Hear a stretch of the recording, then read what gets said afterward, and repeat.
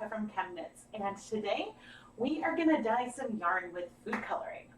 Now this is something that I have done a lot over here on the ChemKnits Tutorials YouTube channel. But what makes today different is that I'm not selecting the colors, you're not selecting the colors, Chance is selecting the colors. This is something that this is like a game we've played a few times, but it's actually been over a year since the last one. And so I've got cards mixed up, I've got some dice, we might need a random number generator. I'll go through all the rules I've set in a moment.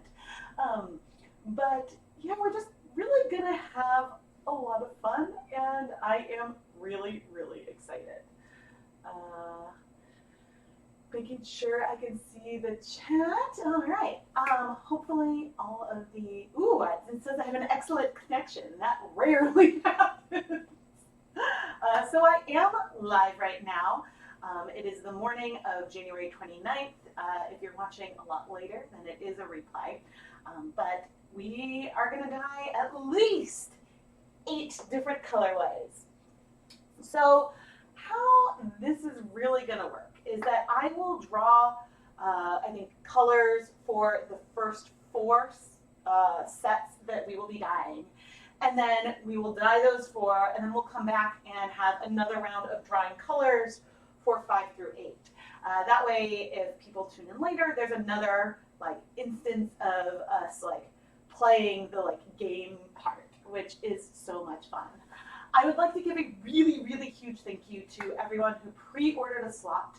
The yarn bases that I'm dyeing today were selected by all of you, except if you selected a surprise. And so, spoiler alert, I'm going to be revealing what those yarns are. But yeah, so you guys selected the bases, and there's a nice variety of fiber types, and so it'll be fun. So the reason why this mystery food coloring game can be so much fun is that there are really only 5 food coloring molecules. Well, 6 if you include blue number 2, but that is in maybe only 2 of the over 100 food coloring options that I have. Most food coloring in the US, or all artificial food coloring, is made up of blue number 1, which is a blue pigment, yellow number 5, which is yellow number 6, which is orange, red number 3, which is sort of a pink color, a bright pink, and then red number 40, which is a more crimson color.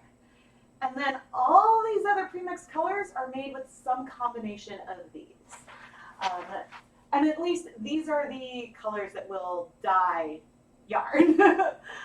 If you're in Europe and Canada, you might have different food coloring molecules that also work, but they might be different from the ones that I have here in the US. And so the thing about this that is super fun is that all of these colors absorb at a different rate. Red number 3s will strike to yarn really fast with very little heat, very little acid. The blue number 1 takes more time, and because of this we can see colors breaking, which means that if I have a purple mixture, we might see a more pink at one end and a more blue at the other. And this is a lot of fun. Now, when I randomly mix colors, what happens if we pick, say, a green and a purple, or I guess a purple and a yellow? Will we end up with brown? Not necessarily, because it's really all about the proportion of the different colors. Maybe if you had a hue equal of a purple and a yellow, it could turn brown, but I think in all of these that I've done, maybe there has been one that's been brown, which, don't get me wrong, my last name is Brown. I think brown is a lovely color, but it's amazing how many non-brown shades we end up with when we're doing this. And so that's, I guess, a little description about the why this works. And so let's go through the different yarn bases that I am going to be dyeing today. Most, I would say, of the 12 skeins that I'll be dyeing, all the even numbers, I'll be dyeing 2 skeins at a time. Of the 12, 11 of them are from Knit Picks. And I want to give full disclosure, I am a Knit Picks affiliate. I do buy all of the yarn myself, but I have an affiliate link, which means if you make a purchase after clicking on my link, I do earn a commission from it. But it is completely up to my discretion how I market for them. And since I have been a big customer of theirs for over a decade, it's sort of a win-win-win.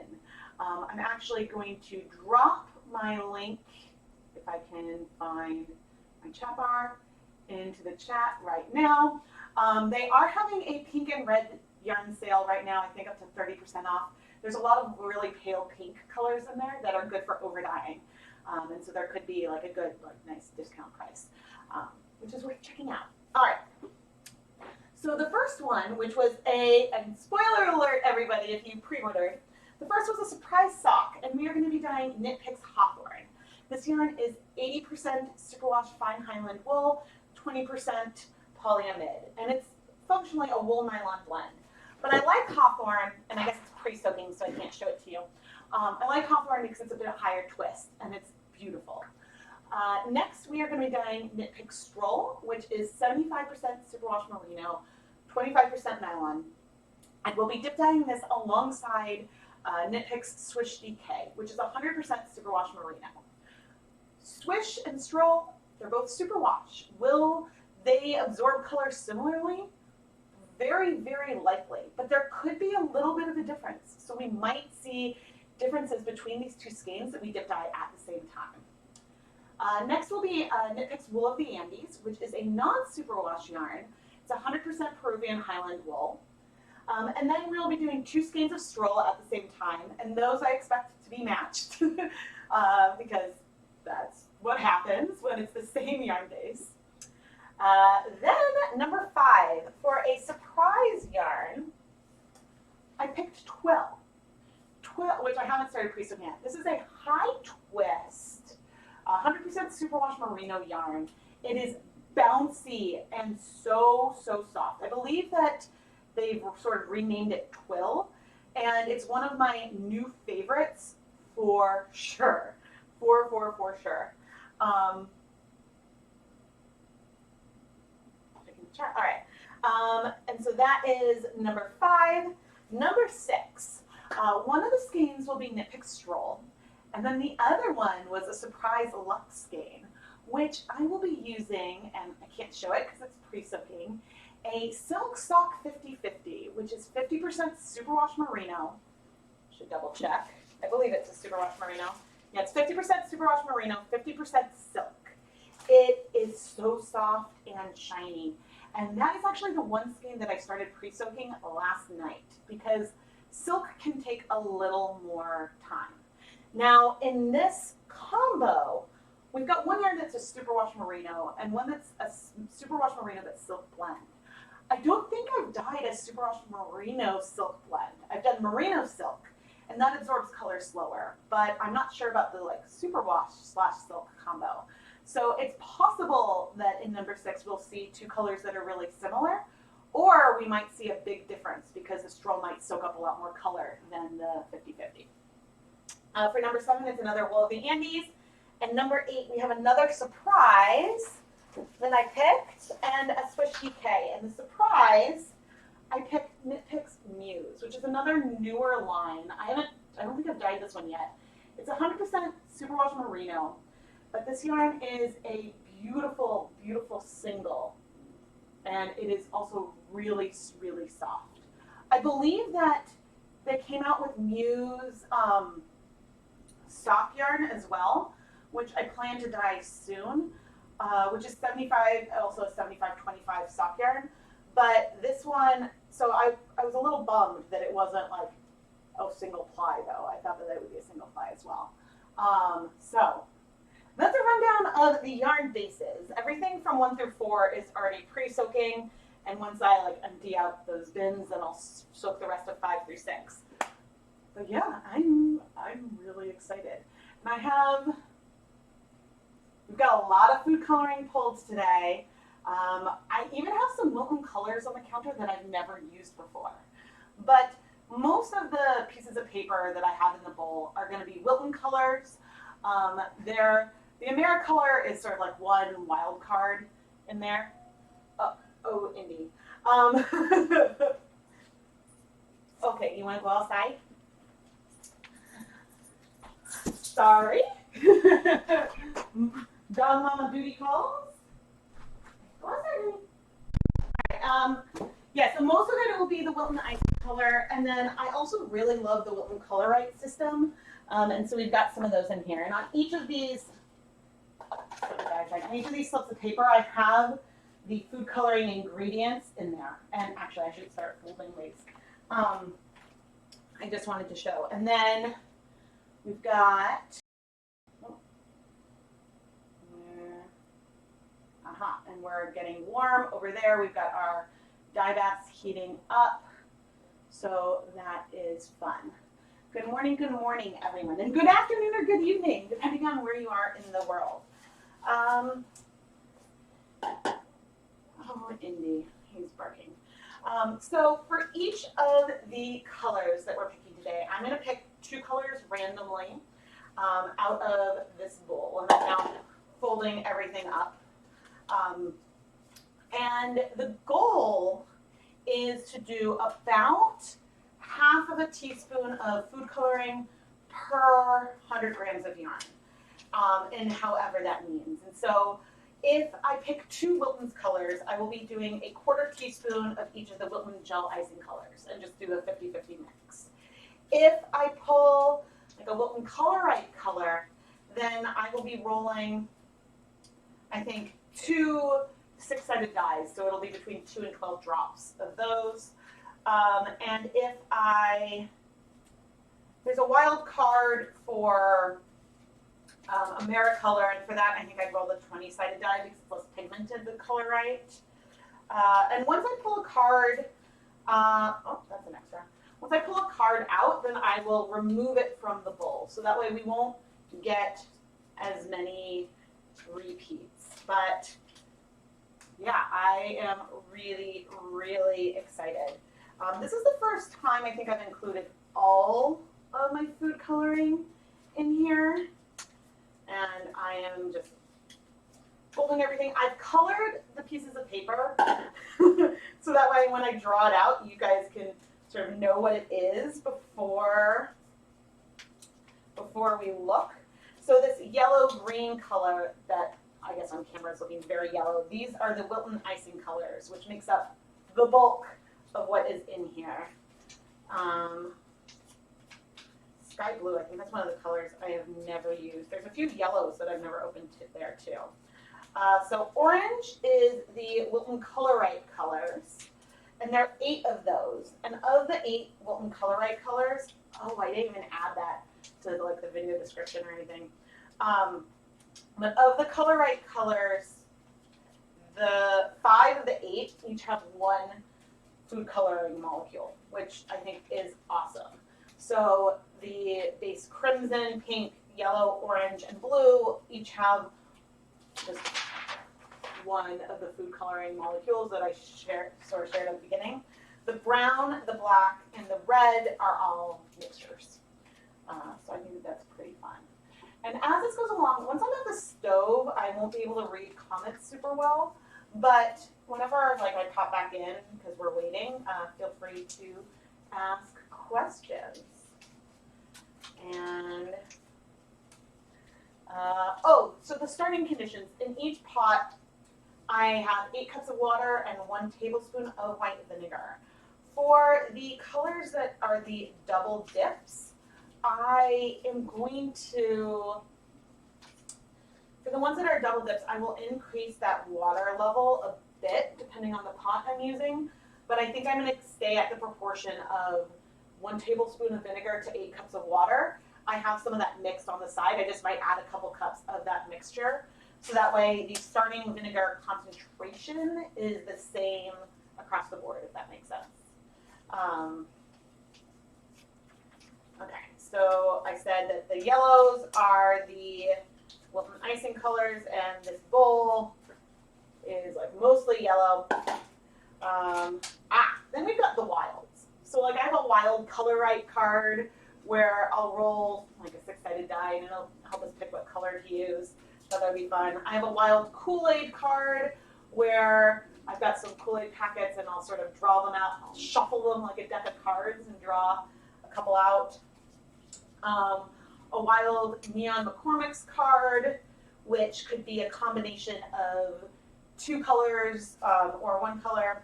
the Wild Americolor, which will pick one out of the box of 50. And then I guess the last file is pick a mixture of 3 colors, so pick 2 more. And you guys will get to decide if, in between the first 4, well, we'll decide if we want to throw wilds back in at the end, but at least at the first go, anything that comes out will stay out. But I added more colors in because otherwise everything is still fairly red heavy. Probably because there's so many different red hues and pinks that all, in order for like a red icing to not taste like red, to taste like food coloring or something, they have had to like do different like formulations and stuff. And so I think that's why there's so many different reds and pinks and fewer blues out there. But let's, okay, so everything is mixed up. And yeah, let's start drawing the colors. Do I need a bigger bowl? It all fits. I just might like drop some everywhere. Okay, so let's pick, and I'm trying not to look at the camera as I'm doing this. Let's pick 2 colors. So 1, you're having a problem oven dyeing yellow yarn. Is there someone that you can send me a pic for suggestions on how to get better color? Oh. Yes, so you can message me on Facebook. I'm just at ChemKnits on Facebook. Oh dear. All right, let's let that be the second. All right, so number 1, we've got Buttercup Yellow. I don't think I've used that color before. And Rose. And so you can see that, ooh, where's the camera? Okay. So this will be a 50-50 of Rose and Buttercup Yellow. And you've got a combination of red 3, yellow 5, yellow 6, and a little blue number 1. So it'll probably break because of the red number 3, but I think that we could get a really lovely sunset or something here. All right, so I'm going to set those aside, and we're going to write this down.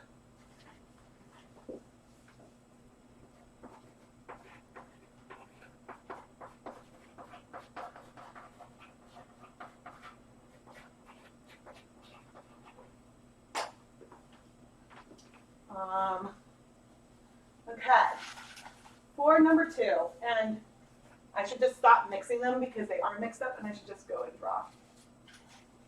Okay, so we've got 1 and 2. Ooh. All right, so we've got our 2.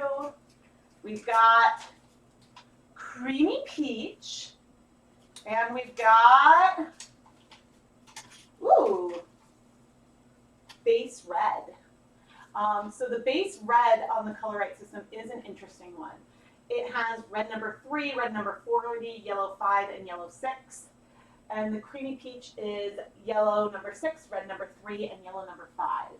Creamy Peach does break. So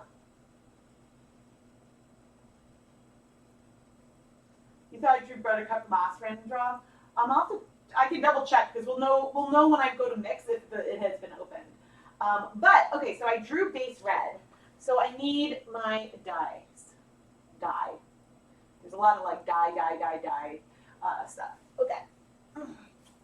So, I'm going to go ahead and write down the Creamy Peach.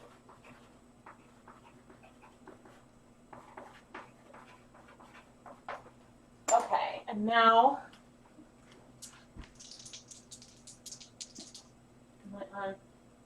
yes, okay. Let's roll this. And 10 drops of base red. Whew, this is going to be a red heavy color.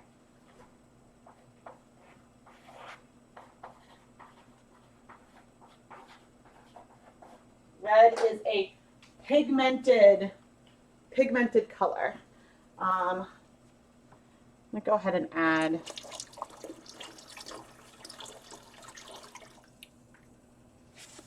some more to that, and I'm going to turn up the heat over there to get it ready. Okay. Let's come back.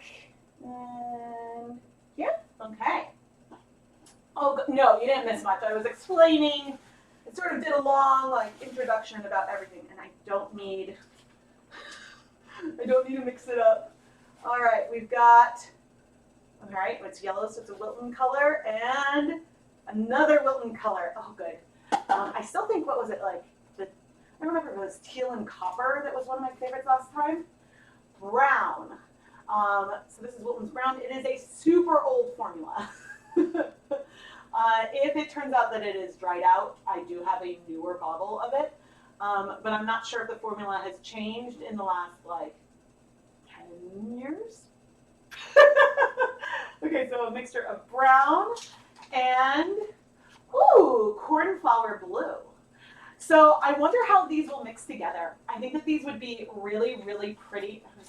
Like, the mirror image is weird. These would be really, oh, okay, there.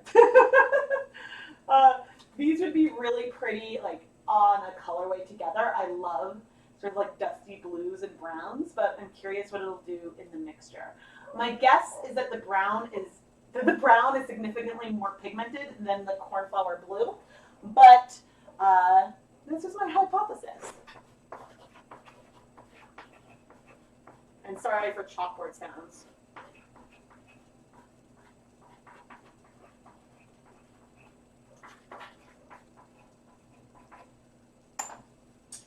Yeah, I'm not sure what yellow I didn't do. Will I be dyeing some of my hand spun again anytime soon? Yes, I actually found some hand spun that I did for a project. All right, and now I'm going to draw for number 4. And again, we are going to wait for the last 4, and we'll draw those after we've dyed them. We've got a Wilton color, and whoop! Oh, I guess that's not a wild one. Well, it could be a wild one. All right, we've got golden yellow. That might be a new one. And, okay, number 4 is going to be very, very yellow. Golden yellow and base yellow. So this will be, actually, this will probably be really, really pretty. So we've got golden yellow.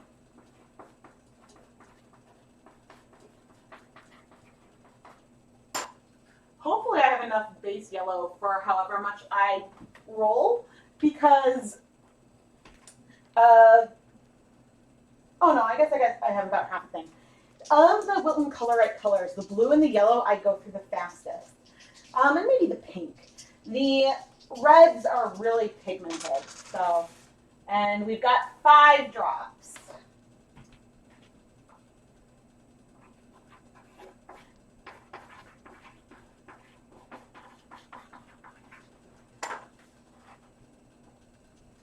Okay, so I'm honestly surprised. I am surprised there is a little bit of blue here, but otherwise most of these colors are very red and yellow based, which is not what I've seen in the past. I think in the past there's been like 1. We get a lot of greens and purples is what we see a lot of, but I am really, really excited. And so hello everybody who's tuning in now. I am going to go and we're going to start mixing these colors now. Okay, and I have all of these used ones all set together. Oh, I want to put my don't break a toe shoes on. Ha ha ha. Okay. I use pipe plates. So we're dyeing food coloring today, which means that everything I'm using is food safe. So I'm using just my standard pots and pans for this. I'm going to set this aside. We've got this, and I think I'm going to use these so we can see. I want to start heating up. Oh shoot! About this. I want to start heating up my tap water because with icing colors, it's easier to add them and get them to dissolve in the hot water. So we've got, where is our rose? Then we've got, golden yellow, we've got buttercup yellow, creamy peach. Hopefully, if there's not enough of the color, then I'll draw an extra, but I hope that there will be enough. Oh, because that's a double? Shoot, it doesn't look like there's very much in here.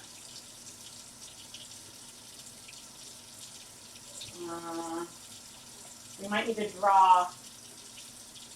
Oh yeah, there's not enough. We might need to draw another color. So I'll check and see if there's more.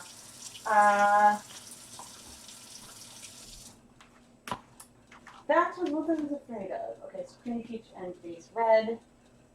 We've got brown and cornflower blue. And we've got the golden yellow and the base yellow. All right, chat. When I check my stash of full unopened guys, should I draw another color because I don't have enough of the creamy peach? Or should I just go with what is left in the container? So vote in the chat. I would love to dye a ball of yarn to see what happens. That wasn't one of the options for this one today. So the technique for the day is dip dyeing, but that would be a fun thing to do as well, to do balls of yarn with these random color choices.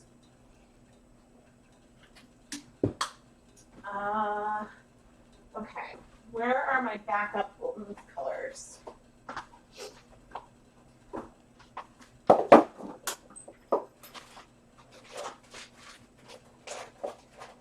I've got a lot of violet, a lot of black, and I do not have any more creamy peach. Of course.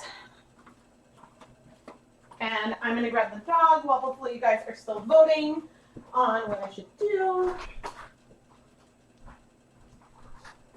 Hey, Amy.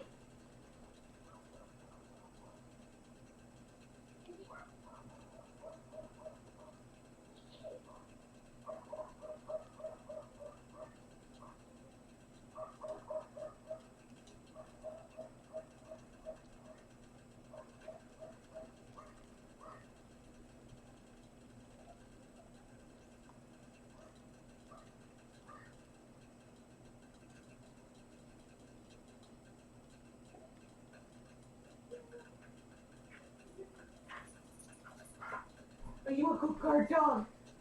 Who's a worthless guard dog? Yes. Give me a cookie?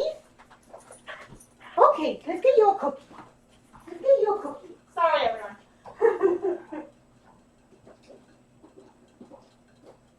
Yes. Okay. Actually, do you want to show off? If you're going to be a nuisance, steady. I don't know if I can see you. Steady. Steady. Ah, Indy. Steady. Steady. Okay. Good job! Oh, some real life for y'all. Okay. Indy. Yeah, take it to your crate, okay? Come on, honey.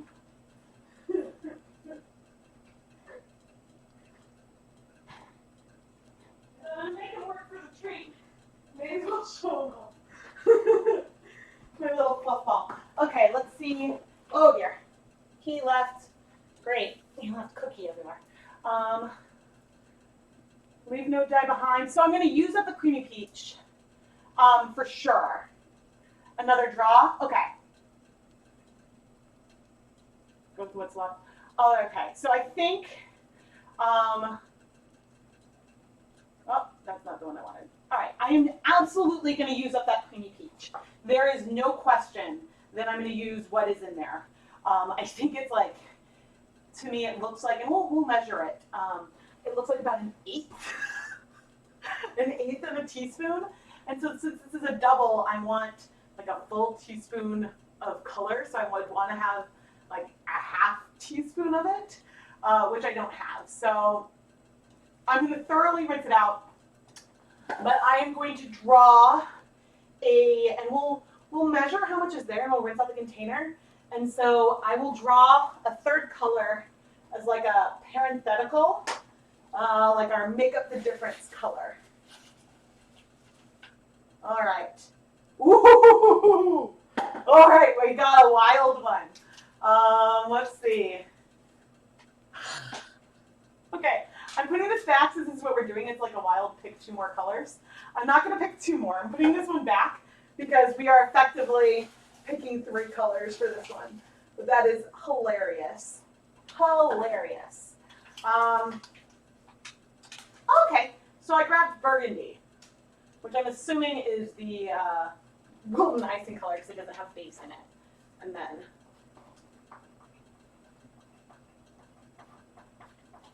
okay, so we've got another color as like a backup. I'm going to leave it there because I might, well, maybe I guess I should remove it. Where's mine? There we go. It'll be stronger because it's older. Not necessarily. It could be. It could be. Here's the burgundy as our backup. I definitely need to reduce you, and I need to make my hot water go again. So I like to mix my colors in half a cup of hot tap water. The half a cup isn't like that important. It's just what I've been doing. So a quarter, and a half, and an eighth. We'll see.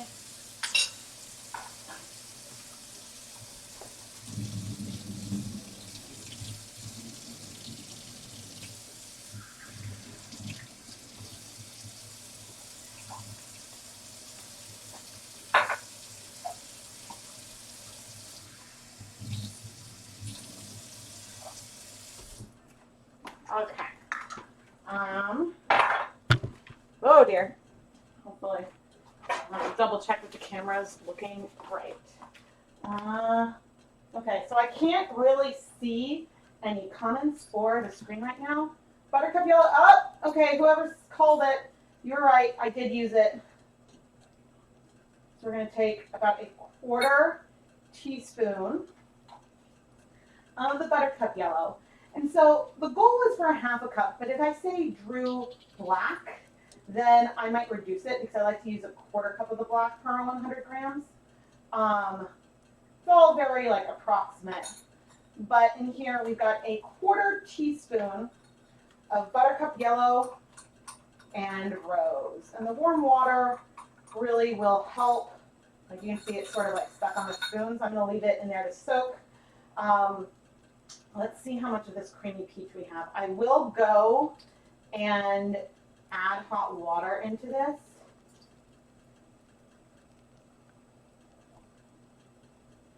But yeah, I basically have an 1/8 of a teaspoon of the creamy peach that I can pull out.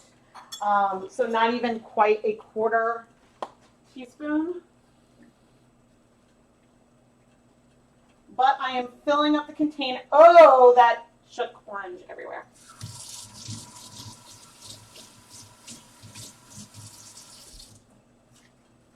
I am going to fill up the container with hot water. And we're going to take all of that creamy peach that we can get.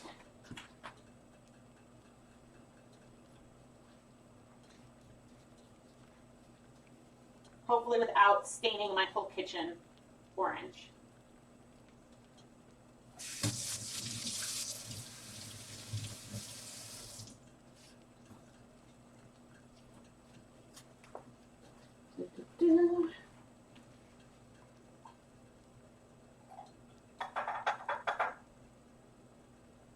And I am going to leave some hot water in here and let it soak.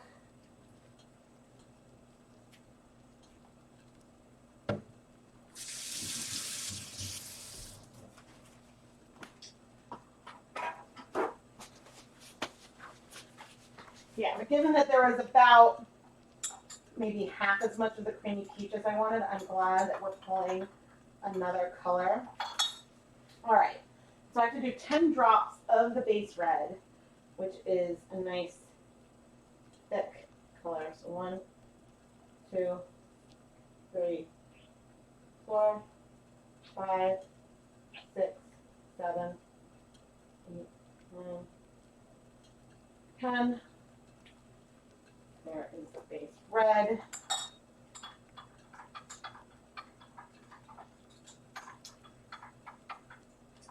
And I am just going to do 1/8 of the burgundy. This is like our secondary color. This one, whoa, ew. It's been a while since I've opened some of these colors. Oh, that's a pinch. This is 1/8. Here we go.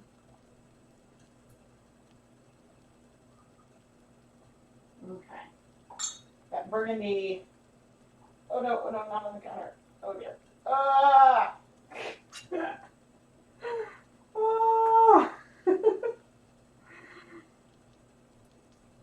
Okay. Gonna clean that up. Gonna wipe this into the pan where I'm gonna start sitting up for our leave note down behind. And washing off my gloves. I'm trying to not completely stain my hands today, but I will probably do it. And I'm going to grab a Clorox wipe, which does a really nice job. I find Lysol also is good for getting these reds off of your countertop, if that ever comes up. All right, so this is our first two colors are in the process of mixing,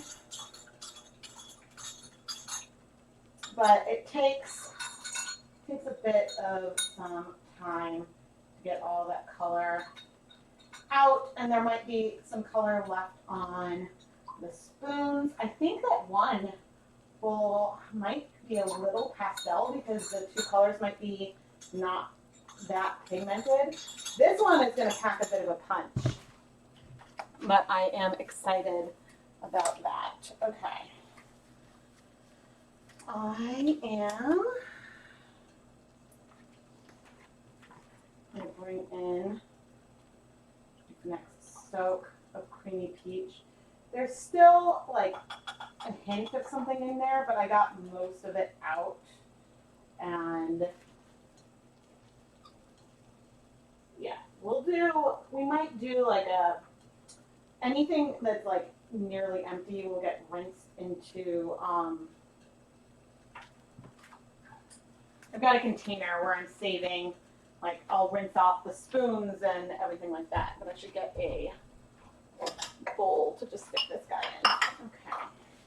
And I still can't see the chat at the moment. How are we doing?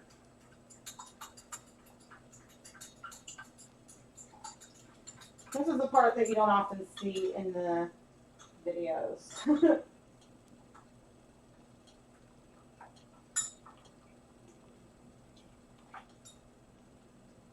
Well, actually, all of that is out. And so the reason why I mix the dye separately instead of mixing it straight in the pan is that red number 3, all right, this one is pretty good. Red number 3s will start to break out in, red number 3s will crash out of solution in acidic conditions. And so that's what I'm trying to avoid.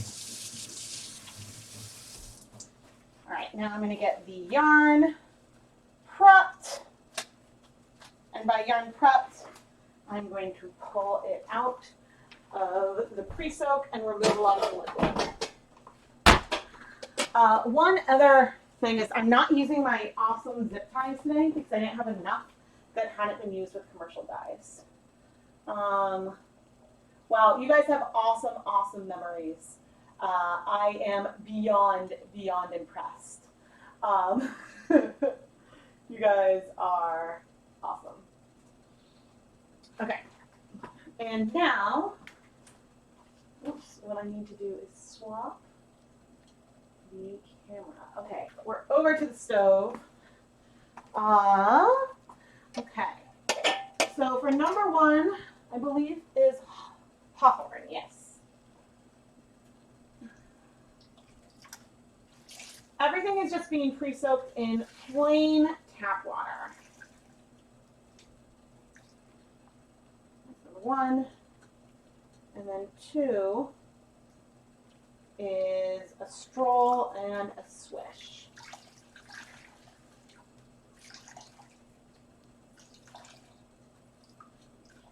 And again, the concentration of vinegar that I'm starting with everywhere is 1 tablespoon of white vinegar mixed in 8 cups of water. But in the larger pot, when I'm doing the double, I added more of that same proportion. And so this is a proportion I find works pretty well with dip dyeing yarn.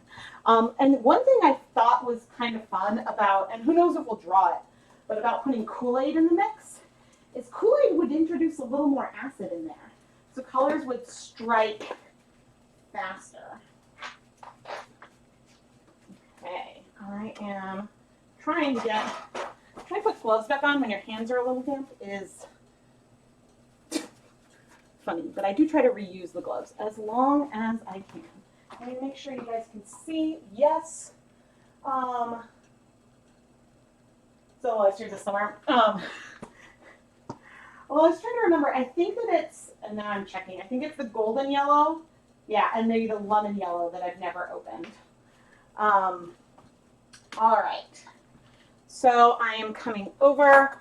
We are getting nice and set up. And I am going to add the dye to the dye bath. Stir it up. Come on, globs. There's a couple globs in there. Not going to worry a ton. And then we are immediately going to start dip dyeing. Ooh. This mixture, so this is a mixture of rose and buttercup yellow.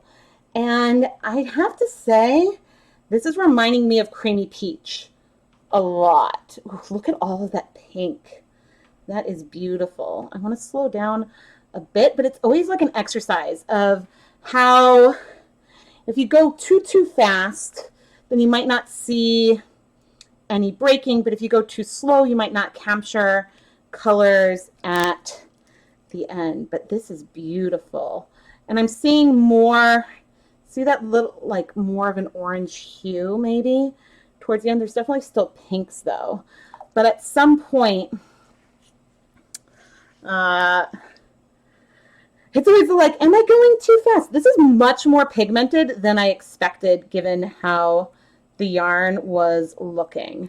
I doubt that I will capture just yellow at the end. I'm going to put it in. But we certainly will have something that is a little more orange at that end. And so the reason why I sort of go is because this end is definitely more pastel than what we saw on that other side. But one risk of going in a little too soon is that you might not, oh good, that's coming off on camera.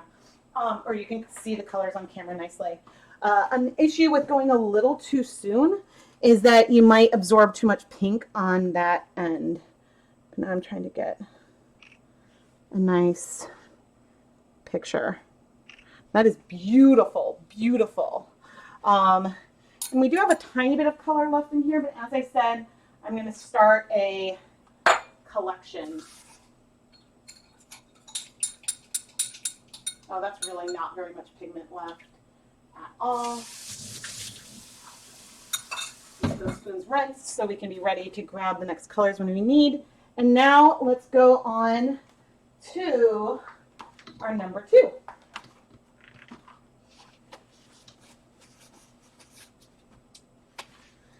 Okay, so I don't know. I definitely dip dyed. There's a video where I dip dyed Paragon with, I think it was Stroll. And I did that both in what was black, and it was really, really cool.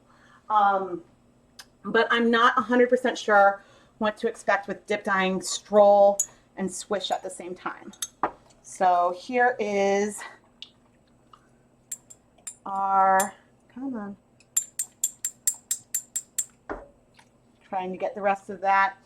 All right, we've got our mixture of uh, creamy peach, base red, and some burgundy.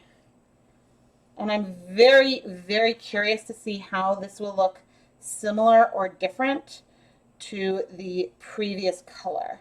Right away, I would say things look more pigmented. What I'm noticing here is that at the first dips, it looked very orange. In this one, those first dips are looking super, super red.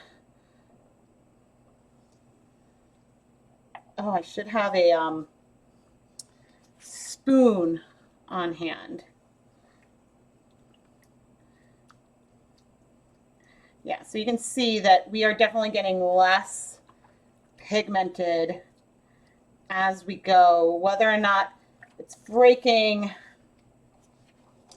I don't know. I'm going to use the tongs to help. I should have added a tiny bit more water, but it is okay. I need to add this end lickety split because you can see even with, you know, there's definitely not even 2 tablespoons of vinegar in here, but the color struck fast. There could even be a little bit of white left, but this is so pretty. I'm going to reduce that heat to low, and I'm now going to set a timer for 10 minutes, which is not necessarily, like the waiting 10 minutes is not essential because if the goal is to capture breaking, like I could have added vinegar a little sooner, but I am pretty happy. Okay, I'm going to take you and rinse you.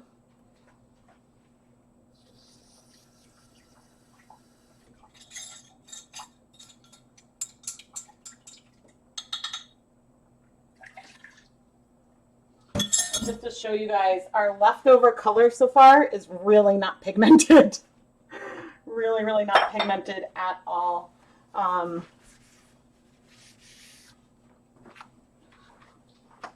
Okay, so before we mix the next colors, I am going to get, oh dear, spilled water all over my foot because, you know, that happened. Oh dear. This is why I wear Crocs. But I want to start pre-soaking the yarn for 4 and 5. Or sorry, I guess 5 and 6.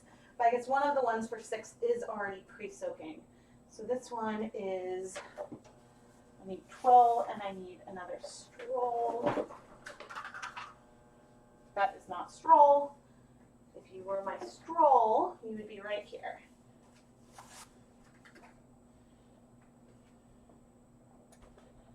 In general, I like to pre-soak for 20 to 30 minutes. More is fine. I don't find it makes a huge difference. Some of these yarns soak up water so easily that you can get surprisingly even results with minimal pre-soaking, but yeah, okay. I'm staggering the pre-soak so that way like I can keep track of what yarn is supposed to happen in which round. Okay, so you are pre-soaking. You guys look good. I want to get some spoons so I can look. Oh, that is looking really clear. What about over here? That is also looking really, really clear. Yeah, I might not need to even wait 10 minutes. I think I might just add, I'm going to add more vinegar just now. Here it is. The addition of vinegar is not completely necessary, but we've got enough rounds going on that it certainly is not going to hurt anything to add more vinegar. Yeah, there is like almost no color left in there. That is gorgeous. This is like a red through an orange and then a few hints of pink. This is really pretty Really, really pretty. I wish I had more of that creamy peach. This one, like, is it broken? This one feels more broken because it definitely gets more yellow towards the edge. This one is harder to say. There's definitely more yellow in the midsection, but it's hard to say. It's hard to say. Uh, Let me think. Okay, I do want. All right, this is what I'm going to do.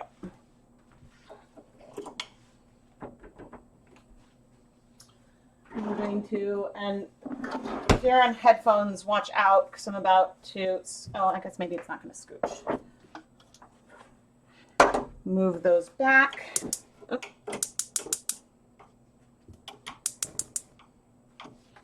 And we are going to move our next pots. Hopefully you'll be able to see into that one.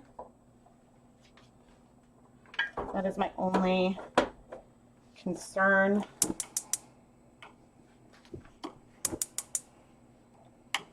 And I do want to add, since the double, this is another maybe 5 cups.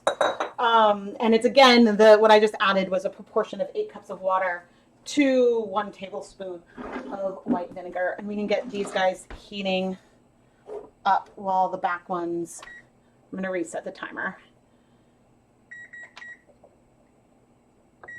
Okay, before we mix the next colors, I'll come sit down and check the chat.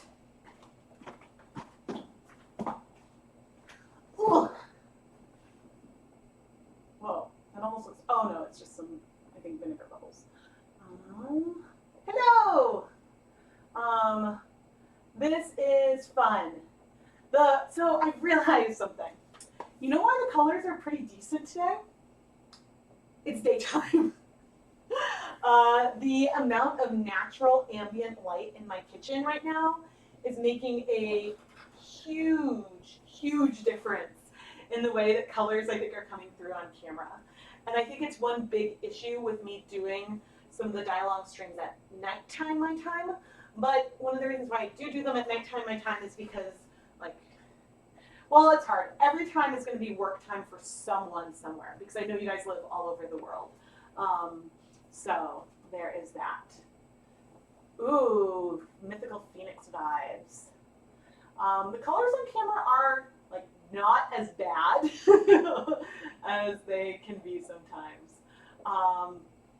So yeah, guys, I am so excited and I'm having so much fun. If this is your first time tuning in to one of my live streams, I am Rebecca from ChemKnits, and I like to dye yarn. And actually, so there's some people out there, and no shade or anything, who are like, you can't dye yarn with food coloring. Food coloring is not really dye. Food coloring is not technically, well, it is actually technically dye. But food coloring is not technically like a fiber dye. That is true. It is developed because it has a pigment and it has been approved for consumption in the United States. That is pretty much it. But can you dye yarn with food coloring? Yeah. I like my winter hat, which actually it's not in here at the moment. My favorite color work in winter hat was the first 100% wool yarn I ever dyed. Maybe there's been a tiny bit of fading in the last, 10 years? But the colors are still vibrant and are there. So food coloring is definitely less light fast and probably a little less wash fast than a lot of commercial dyes. But if you set it properly, it can last. So if you want to go and start an indie dyer business, do I recommend that you dye all the yarn you're going to sell with food coloring? Not necessarily. Whenever I list something in my shop that is dyed with food coloring, I disclose it. So that way people know. And I try to talk about this and I answer questions about this very honestly. With food coloring dyed yarns, you want to avoid storing it into direct sunlight, especially when it's wet, which we've discovered, but it works and it's fun. And I think it's a fun way for people who are interested in dyeing yarn to start out and play with techniques before going down the rabbit hole and buying dedicated dye equipment and going on with commercial dyes. So I absolutely dye a lot more these days with commercial dyes as I've grown in my confidence. But for fun, breaking colors and interesting combinations, nothing really beats the food coloring. I'd love to think about some other fun ways that I can like throw things together and play around with doing this with acid dyes and stuff, but I don't know. I'm having a lot of fun. I'm having so much fun today. I'm going to start mixing the colors for 3 and 4 in a moment. 3 is going to be a mixture of Wilton icing colors in brown and cornflower blue. And then 4 is going to be a mixture of golden yellow and then base yellow. It's going to be a very, very yellow color. I am very excited. I've gotten really into yellow lately. Yeah, so it'll be fun. But yeah, make sure you're subscribed, give this video a thumbs up, and yeah, the best way that you can support the channel is by hanging out and chatting and all of that. If you would like to contribute to the content, there are a few ways you can do that. There is a super chat, which is a little bit like a tip jar. It's a little $ sign at the bottom of the chat window. I also have my ChemKnits Creations Etsy shop. And another huge thank you to everyone who pre-ordered the yarn bases for this stream. Awesome. Otherwise, it's a lot of yarn to dye, and so that is awesome, and I'm very, very appreciative. And I also have a Patreon. Links to all of it is all in the video description. So yeah, but I think I am going to take a brief break and send you guys to a quick commercial break. You may or may not see a commercial, but I will be back in a moment if I can figure out how to do this.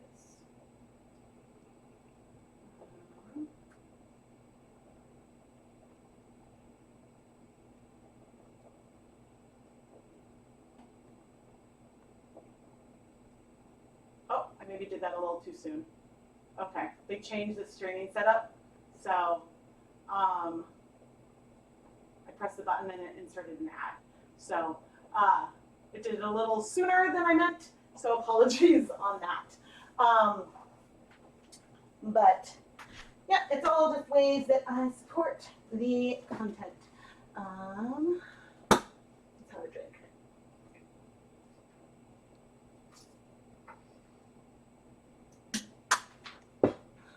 Okay.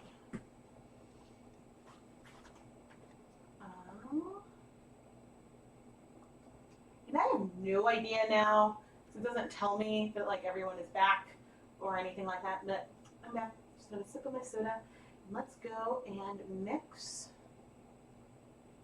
colors for 3 and 4.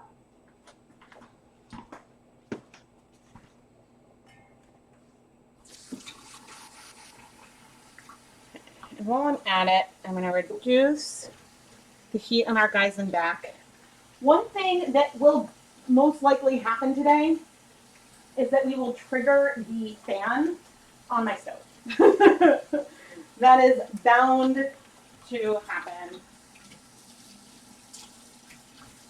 And I am washing my measuring spoons.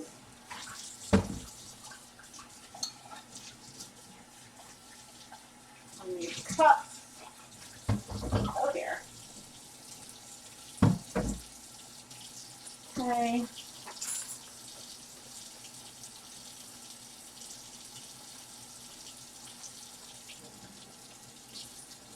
Trying to get to warm tap water because the gel colors sort of dissolve a little bit easier when that water is warm.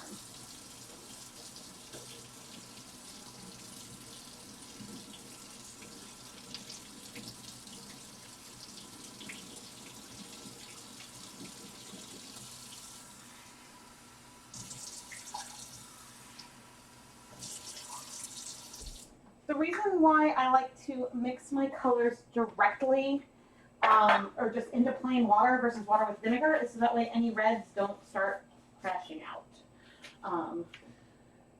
which can be a problem. Okay, my burgundy is low for future Rebecca's reference. Oh, you know what I want to write down? About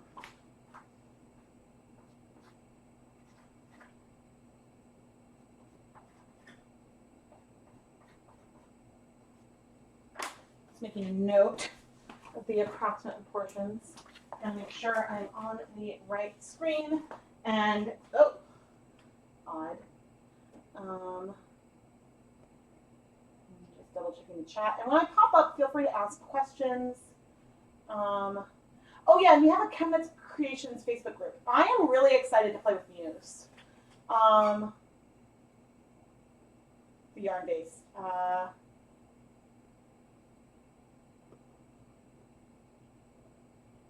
Oh no, food coloring is not PFAS. Oh goodness. Oh goodness. The bum soaker. I'm sorry, I'm giggling. All right, so this is my ancient brown. I do have a newer one if needed. But I don't think I will. So this is number 3. So I've got a 1/4 teaspoon. Oh, that went in real nice. I really like cornflower blue as well. I think that the brown, I've definitely broken it before. I think there was like I don't remember if I did it as a live stream or what.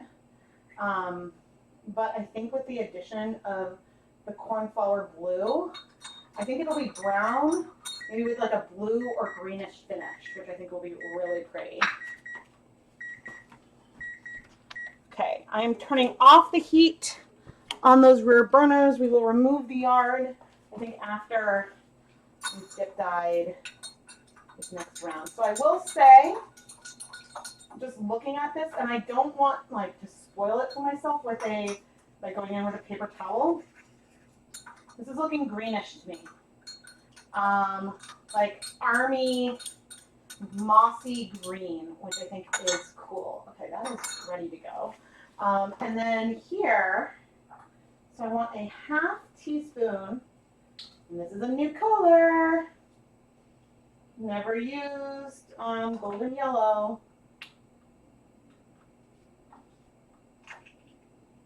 Woohoo!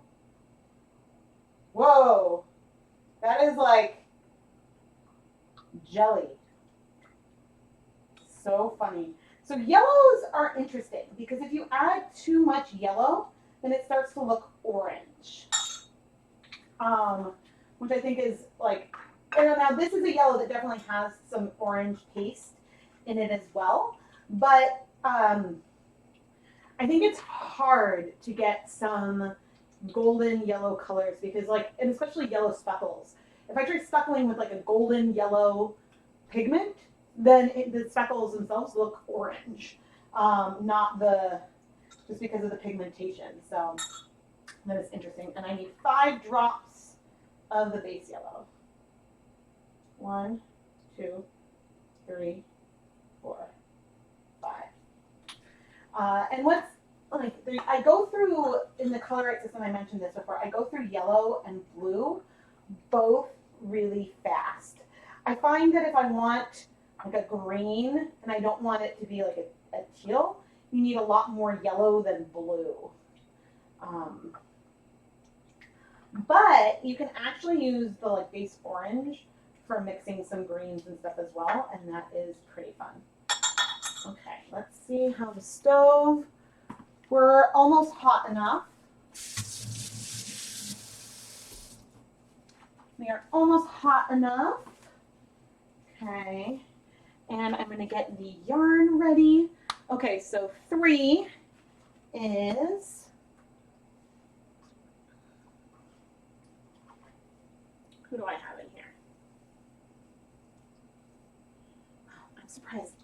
I'm well, not surprised, but happy the yarn is so organized. Okay, so 3 is Wool of the Andes, which is our non-superwash yarn base. And this is actually a great yarn base for playing with breaking colors. I probably could do even less vinegar, and that might also help. But the reason, I don't know, I just like trying to keep the proportions similar for these videos. But what was I saying? When the dyes strike to the fiber slower, then you're more likely to see breaking. Well, okay. If you can maximize the rate difference, and I'll sit down. I'm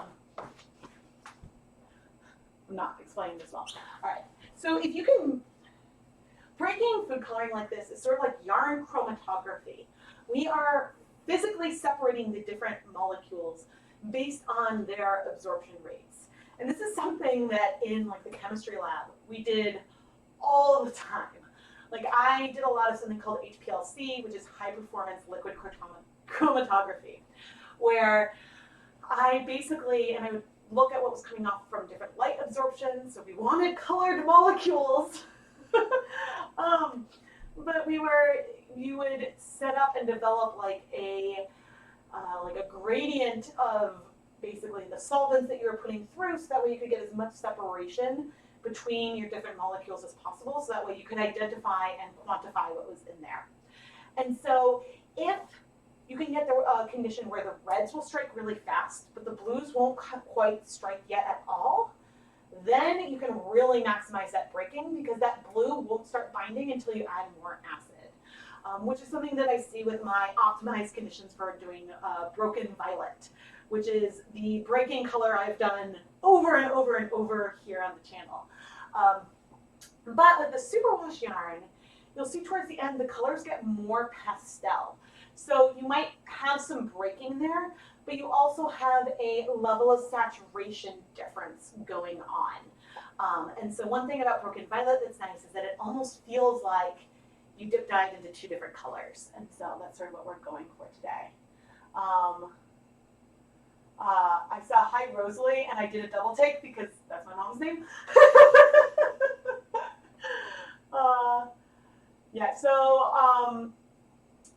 So I've dip dyed two colors so far.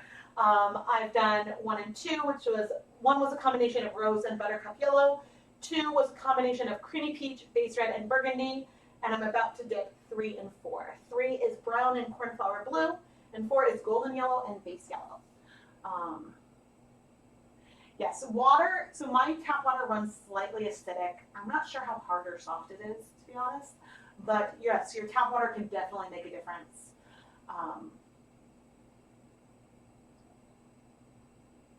Wait, someone said what? I see. Well, so urine actually has ammonia in it, which is basic. So it's definitely urine. The pH, I believe, would be basic versus acidic, which I guess thinking of, I think urine is basic. Now I'm not, I need to think about which, like, if it's ammonia or ammonium. Okay, but if urine is basic, then yes, it can disrupt almost any acid dyes. So the ways that you can sort of undye, not really undye, but you could get bleeding and fading, is if you use basic water, so water under a pH of 7, or if you, and heat can also like release some of the dye. Can you dip your 2 ends at the same time, so hold in the middle? And yes, you definitely can do that. It is something that is a little bit harder with the skein size to do that evenly and to get like a broken gradient, but you definitely can do that. Okay, so urine is acidic. Okay, thank you. Because it's like, I was like, wait, I don't know for sure. I haven't done any, I haven't done physio. So a lot of like body chemistry is not my strong suit. Wow, your tap water fizzes when you add citric acid. Wild. Wild.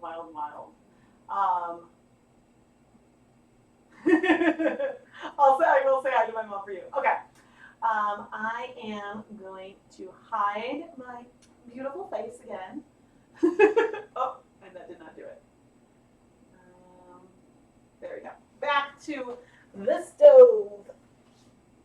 Oh, but I wanted to start pre-soaking this yarn for 7 7, and 8. But yeah, so I think the fun thing with this stream and with the pre-orders and letting you guys pick the yarn bases that I dye is extra fun for me because like we end up with this really nice mix. And I don't know, it's fun to dye like what you guys want. Urine is a pH. Oh my goodness, and I totally, brain fart moment. Basic is a pH higher than 7, not lower. So a high pH above 7. I was talking POH, so okay. Yeah. Oh my gosh. But yeah, urine is 5 to 8 and average 6. Okay. Yeah, the top right is number 2. It's number 2. Okay, so I'm gonna get these guys pre-soaking. I like this little assembly line I have going on. What is that? Oh, that is some cardboard. Lovely. But yeah, I had fun going through my stash last night and pulling. I tried to pull for most things. I tried to pull yarn that I have not dyed as much. Okay, so this water level is making me a little nervous. I'm going to take a clean Pyrex and bring that down to 6 cups. And I can re-add that water if I need to. I'm a little concerned with overflow. Gotta make sure, yes, you guys are on. Okay. I'm getting my gloves. The gloves, I'm like really excited to see this next color. I like freaked for a second that I was about to dye the wrong yarn, but I was looking ahead to 5 instead of number 3. Okay, so I have my yarn ready to go, just over the crook of my arm. And this is our mixture of brown and cornflower blue, which absolutely, and you can see it's sort of greenish. There are reds in here. Oh, when I say there are reds in here, you can see like that burgundy hue. And so a lot of people get surprised that black food coloring is not actually black. But I'm not sure if on camera you can see up here. When I dip in more, you can see sort of a green blue. But as I pull it up, that color sort of drains down. And that is because the blues in here can't strike yet.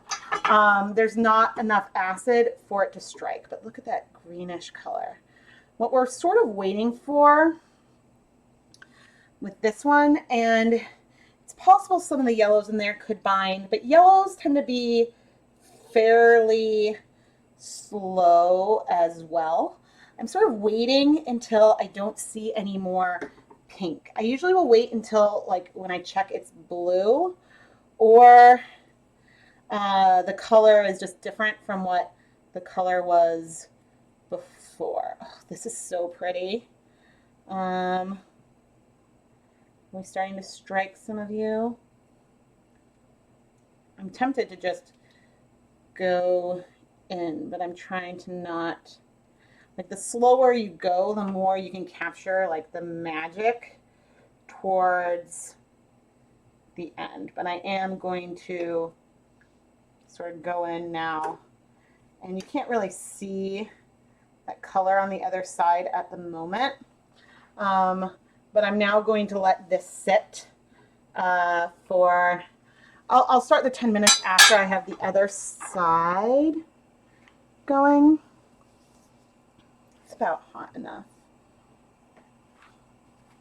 I'm going to come and peek at the chat before we start dipping number 4.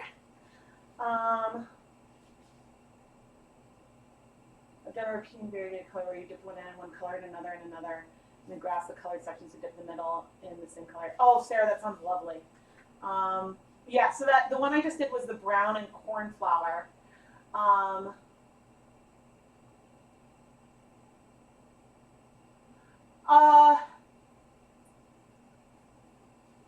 not sure. I've thought about, so my sister-in-law lives in the UK, and I've thought about, I'm not sure, honestly, about the legalities of transporting things that aren't approved, like across country lines, to be honest. So I am not sure. But I do, like, in theory, if I want it, I do have a source.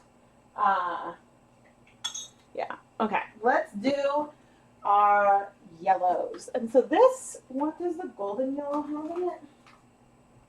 Okay, so we've got, this is a combination of yellow and a little bit of orange, but this is a whole lot of yellow. And you can see our water looks, actually it looks very golden yellow at the moment. All right, and we are dipping 2 skeins, so 200 grams of Stroll fingering weight yarn. And oh, look at that yellow. I'm not expecting to see breaking here. What I do think we might see is a dark to light yellow. It might be a little more golden, a little more orange at that end. But again, I sort of talked before about yellows being, and already it's getting like, it's going fast. It's going really fast. I've talked about how yellows go more orange when they're more concentrated. And yeah, this color is basically gone. So I'm going to add our tip and shimmy and capture a little bit of some butter yellow in there. But so this went pretty quickly. And yeah, I mean, it's basically just because of the color that is there that it went like that. I'm now going to start removing some of the colors from our first round safely and carefully.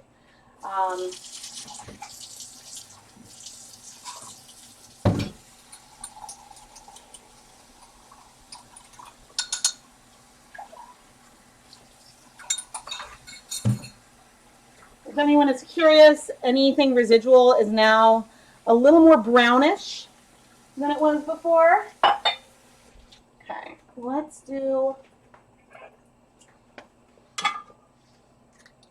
The nice thing about doing colors this way today, where I have, like when on all even numbers, I'm doing 2 skeins. So here's number 1. The really nice thing about doing that is that it makes it easier as I move things around to tell which number is located in which pot. Okay, so here is number 2.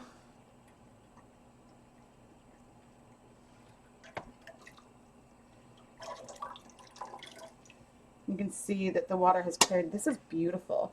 Very beautiful. Okay.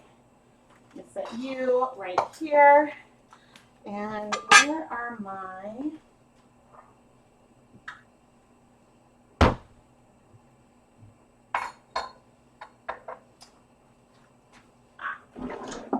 If I'm looking for my oven mitts, it makes sense that they are in the drawer where I put them. Okay.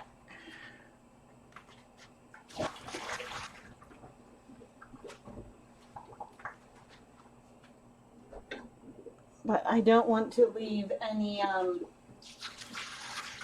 Rebecca behind, so I'm using hot mitts to remove the hot pans, and then I will, once they cool a little bit, I'm going to scrub them because even with dip dyeing fast, there is some crocking that you can see around the edge.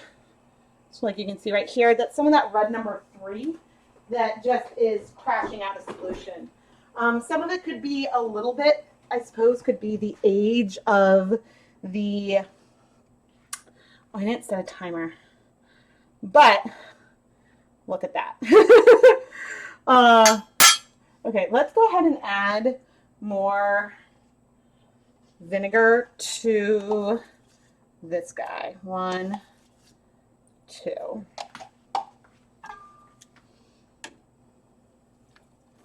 We've got this stunning, like a purple to teal colorway. Just gently picking it up and moving it around.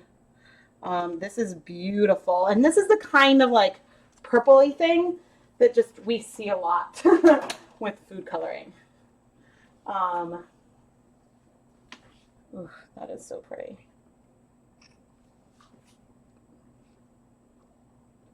Been bad about taking pictures of everything, but okay, I'm gonna pop back down and we're gonna draw more colors in a moment. Hello, hello. Yeah, it definitely looks like butter. There's a little bit of brightness in it, but it is, mwah, it is awesome. So the yellow is awesome. You must be lagging. I'm just now talking about superwash versus non-superwash. You can see, Sandy, I'll type this in the chat. Check and see if the red, yeah, so if you're lagging, and you can check to see, because you can like go back in time and watch versus being up to where I am right now. There is probably like a 2-minute delay between what is actually happening on my kitchen and when it is actually being broadcast, just because of the like upload speed and whatnot. But man, this where's my phone? Where did I put it? I want to take a picture of this excellent connection,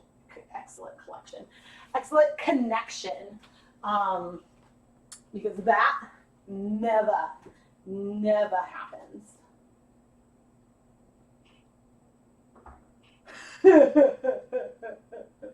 I am silly. You want popcorn now? This is some fun daffodils. Yeah, I love it. Like, I just love it. Okay, I want to make sure I save all of these labels. Okay, nope, this way. Okay. Oh, you are set aside. We are going to start drawing. Excuse me. Momentarily, we're going to draw the next 4 colors. Yeah, so there's a lag. So you saw the comment that I typed. Yes, so when I type a comment, that comes up in real time versus when I talk about it. So there is that lag there. Yay, I'm so glad your yarn order is coming on Saturday. Oh yeah, I should plug. So most of the yarn I'm dyeing today is from Knit Picks. One skein will be from Wool to Dye For. And my disclosures, I am an affiliate marketer with Knit Picks, which means that when you shop with my link, I do earn a commission. But obviously you're not obligated to use my link or anything like that. I do buy all of the yarn myself. So the yarn bases and things that I carry and use are ones that I genuinely like and have selected. It's just sort of like a win-win-win that I could get commissions on something I'm using already, which has been a really, really nice marriage. But I'm popping into chat, and so now you can check the delay, a link to their bare yarn. And they do have, it looks like a pink and red sale right now. So the discounts aren't huge for that. I think it's up to 30%, but I like getting like blush pink and mint yarn and fiber and stuff to over dye. So, ooh, Lurex. Yes, actually, we could potentially hear a doorbell ring and I could get a big Wool to Dye For order. So I was just saying, I use a lot, and my preference for a lot of the yarn I dye is Knit Picks. And I think one thing, so I mean, I guess it's a little wasteful that I end up with all these ball bands, but I like that the yarn is individually labeled so much because I play with so many different varieties. And I'm often comparing things side by side, and so it's really, really helpful.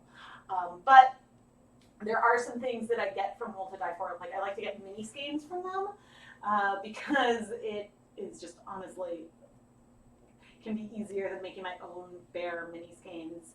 And oh, they have two different 75% superwash merino, 25% nylon soft blends, and I needed those for a video. So next month, so in February, the Patreon early access video is going to be a comparison of 75-25 stock yarns. So I've got one from Dyer Supplier, which I'm also an affiliate with, and they've sent me products for free. And they have like a relationship with that company. But I do like their yarn bases as well. So I've got their 75-25. Knit Picks has 3 75-25s, Stroll, Felici, and the new Muse sock yarn. So they have 3, which are all 4-ply. Like they're very similar, very similar, but we'll go into that in that video. And then Wool to Die For has 2. They have platinum sock, and they have I don't know, maybe like a diamond. There's another one that is 75-25 that I got a sample of. And so, but with Dye Supplier, like, or not Dye Supplier, but with Wool to Die For, you need to place, like, there's a minimum weight to get the wholesale prices there. And so it's sort of like I save up, like, I try to not go much above the minimum because that way, like, if I need to make another order because there's something I need, yeah, I like Knit Picks that, like, if I purchase over $50, then I can get free shipping and I can get the bulk prices and yeah. Well, Knit Picks does have a Lurex blend. It is Alux is the name of it. They don't technically have a bare one, but they do have a white in that line, and I have overdyed it, and I really like playing with Lurex. But I got a lot. So Wool to Die For has a bare Lurex yarn that you probably saw in my one of the Hanukkah special videos, and so I've got more of that coming to play with. Yeah. So, but I think Knit Picks does offer, like, there is a free shipping option to Canada with Knit Picks, I think. So, yeah, depending on how, yeah, international shipping, though, is really, really expensive. I can, unfortunately, attest to that. All right, but let's draw colors. Yay! All right, chatting about yarn. Oh, that Lurex thread is spin into yarn? I'm not sure if they have Lurex. I don't know of a good source for Lurex thread, but that would be fun. Okay, so we're drawing for number 5. Ooh, and this is a wild. I'll read that one first. So number 5, which is Twill, which is, oh my gosh, okay. Twill is 100% superwash merino, and the first one I drew is Wild Americolor, okay? And then the second color is Base Brown, okay? So let's,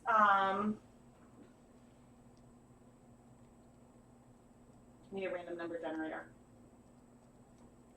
Random number generator. Between 1 and 50. And the number is 22. Okay. I'm going to go up to the counter. The number is 22. So in my self-imposed rules on this, the white I would never ever do. So 22, I think that's 10, 20, 1, 2. So that is Americolor Turquoise. Ooh. This one sounds like it's going to be very similar to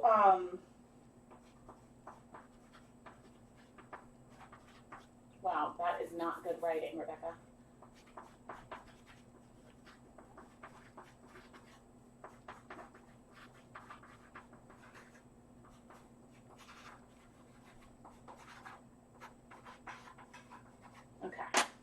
Okay, and so for the Americolor turquoise, I'm going to roll the 20-sided die. 5. Okay. And for the base brown, and I'm going to keep the proportion what it says. If I get like 2 for the base brown, then I might double it. I got 6. So that was 5 and then 6. Yeah, so we might end up doubling. We might end up doubling this, but that is fun. So the teal, or sorry, the turquoise is blue number 1, yellow number 5, and blue number 1 and yellow number 5. The Wilton Colorite base brown is red 40, yellow number 5, and blue number 1. So I'm expecting it might be different, but something similar to what we saw with number 3. Oh, it's the exchange rate that gets you. ChemKnits does do free shipping to Canada for $65. Oh, it's 65 US. I think I assumed it was like 65 Canadian, and then I was like, oh, that's not so bad. That's actually it's 65 US for the free shipping in the US now. All right, let's draw for number 6. We've got 1 and 2. Ooh, I think that's our wild number. Okay. For number 6. First one is sky blue, which is just blue number 1. And the second one, wild McCormick neon. Oh, this one's going to be fun. So this is going to be sky blue.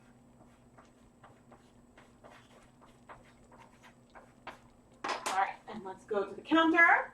We're going to roll some die. Okay, so first, I wrote the rules out on here. I'm going to roll, and this is the McCormick's Neon. I'm first going to roll 1 6-sided die to determine the color. 1, if I get a 1, it's purple. 2, it's pink. 3, it's the green. 4, blue. If I roll a 5, it's a combination of the purple and pink. If I roll a 6, it's a combination of the green and blue. And so that's going to be for the picking the color. And it is 4, so it is blue. So we've got sky blue and the neon blue, which I believe the neon blue is just blue number 1. It's just blue number 1. Okay, and let's roll our 20-sided die. This is, hilarious. And 15 drops. Oh my goodness,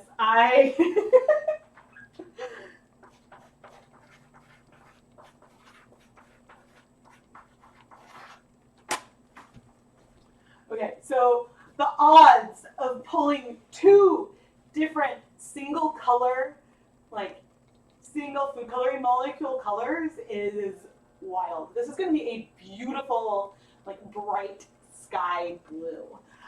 The McCormick's Neon Blue is was one of my original favorite blue food colorings, because if you got the non-neon package, you just got the normal blue, it was a deeper blue. And it must have some reds in there or something. So, Nippic says it's shipped to Denmark. Oh, that's too bad. I know they do Canada, Australia, and the UK, but I'm not I think the UK. I'm not sure about the rest of the EU.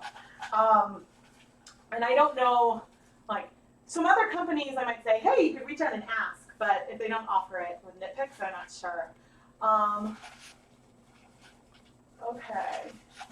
Oh dear. Okay, well this one fell out. Okay, so number 7. I drew 1, 2. Okay. So we've got teal, which is blue number 1 and yellow number 5. And we got, base black. And there's a little bit of, oh wait, no, base black is accurate unless they've changed the formula of the base black.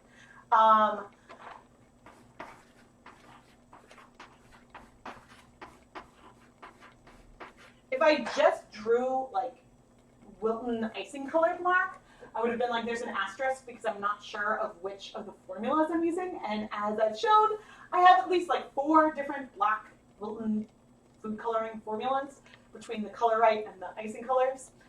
They change it. But base black is the Color Right one. And so the base black is a combination. Uh-oh, where's my hood guy? The base black is a combination of blue number 1, red 40, yellow 6, yellow 5, red 3. It's got a little bit of everything. So we've got this, and is it teal? Teal I love. Okay, so we're going to see how many drops of the base black. 7. Ooh, that should be pigmented and fun. So that's 7 drops. So funny.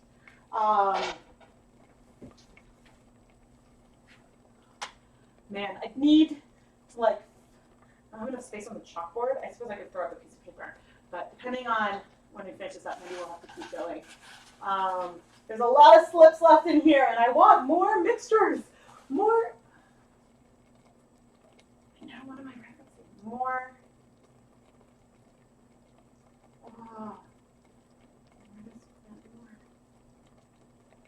Man, I have like a, I don't know, it's like a cartoon, something that you joke. Okay. You got a Wilton color. Oh no, I drew 2, and so, and oh no, I drew 2 again. Try to make sure it's just 1, and I'm not looking, so I don't know. Okay, just 1. Phew, but this looks like a big one. Ooh, I don't think I've used this one yet. Red. This I think is supposed to be, I think there's 2 different red options in the like icing colors. I think there's like a no taste red and then red, which is supposed to be the reddest.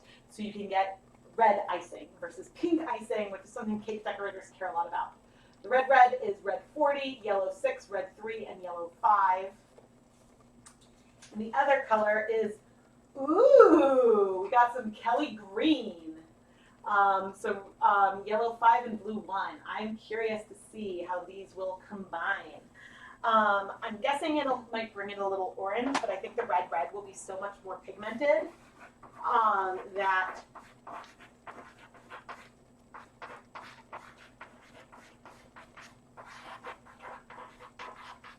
yeah. All right. Did I didn't add more vinegar to the yellow ones? I think we'll do that. So, all right, we've got our next round of colors. I got more to give, more.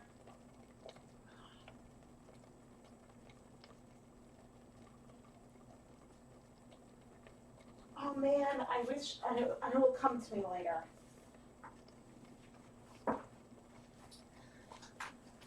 Isn't it hard when there's like something that you're referencing and you can't remember what the original was? Goodness me. Okay, so the ones that I've done are all pulled aside. I am going to, I believe I've added more vinegar there. I'm going to add some more onto our yellow friend as well. That is so pretty. It's from like a golden yellow to a butter yellow. And then here we are cleared. That is beautiful as well. Okay, I'm going to turn off that heat. Actually, I'm going to turn off the heat in all of it and let it sit for a little bit while we get set up to go again. And so, yeah, I've got some dishwashing to do. Oh, I'm so glad you like it. Yeah, these ones take like a lot of prep and effort, but it's so worth it. If you like, and it's like, yeah, I'm so glad that the connection is going so well.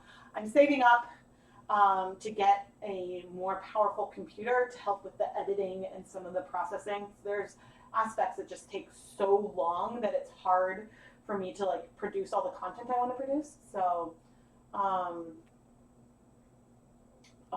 Well, I'm glad I can be like a fun and happy distraction from the real world. Oh, goodness. All right, I think I'm going to send to a brief commercial break while I start doing some dishwashing. Maybe I'll put on that so you can look at the colors while I do that. Yes, and now I know a bit more about how that happens, about how to insert the commercial break.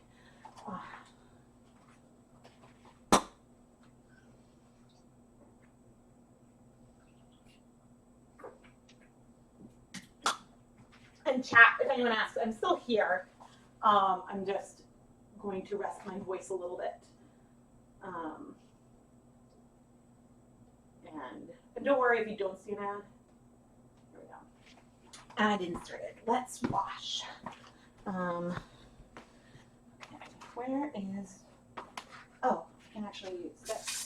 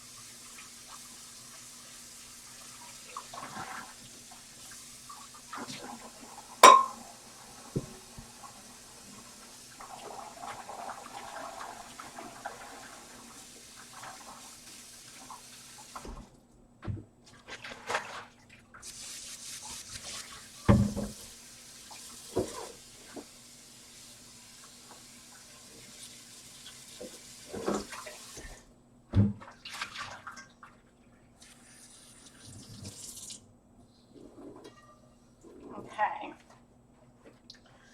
Pots are ready. I need more bowls where to stick the yarn. Okay, so this is number 3. This is beautiful.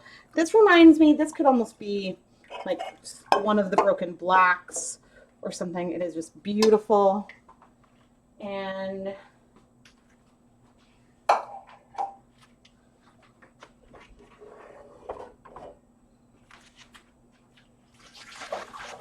that one doesn't actually have a lot of pink around the edge. And another, these Corelle bowl plates are my favorite. Oh, this is so pretty. It definitely didn't need extra vinegar, but that is a beautiful, beautiful color. Okay, let's set you like this. Okay, that is not hot.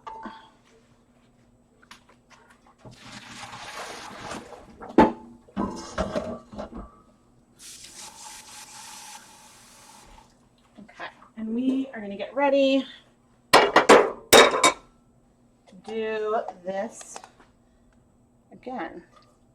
Tablespoon. A lot of times I like aliquot out my vinegar when I know I'm going to be using a lot of it, just because it's easier. It's a little silly.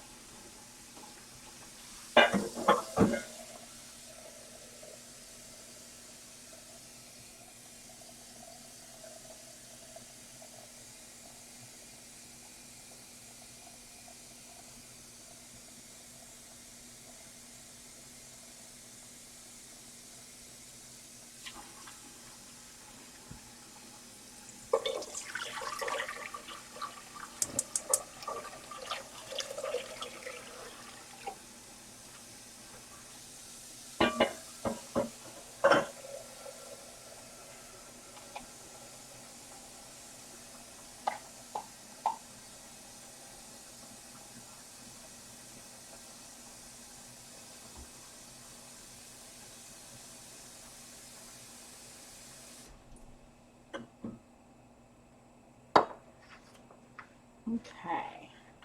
And all right, before I come back, I'm going to do a little more maintenance.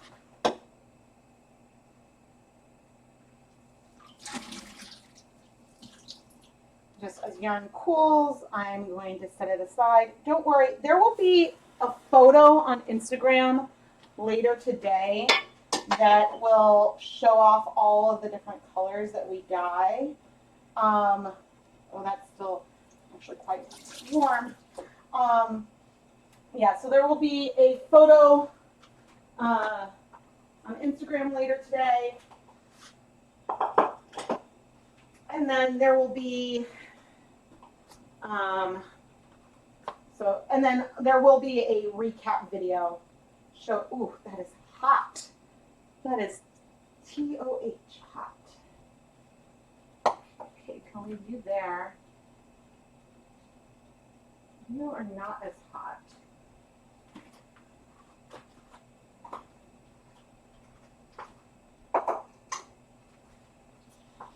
Okay. Let's start mixing. Oh, so we've got red, and Kelly green. Okay, and I can hop back over to the chat.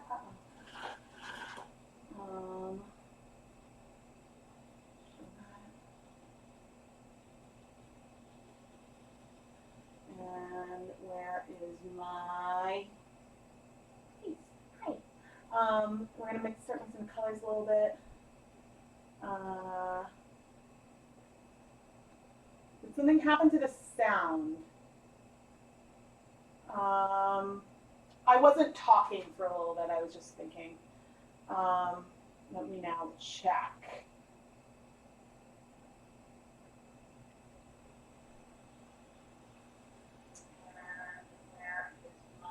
Yeah, okay.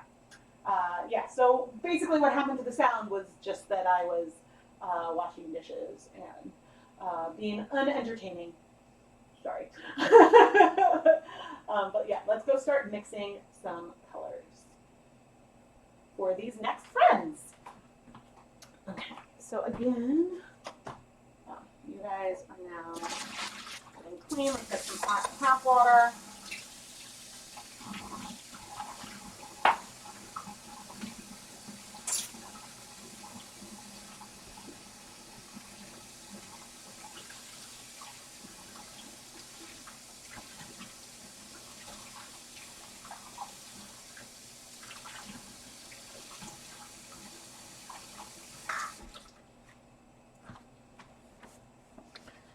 Okay.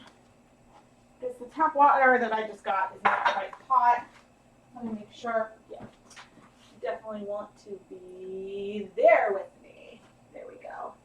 Okay, good. I'm glad that the sound is working. There are times when it doesn't, and that is sad. Okay, so number 5. And number 5 is easy. Number 6 is pretty easy too, but let's do 6 first. Oh, and it's a double. Ooh, this will be interesting because it's a silk sock and stroll. Too bad it's all blue. But let's do, we need a half teaspoon of sky blue. Apparently I've never used sky blue. Or if I have, this is just a brand new one.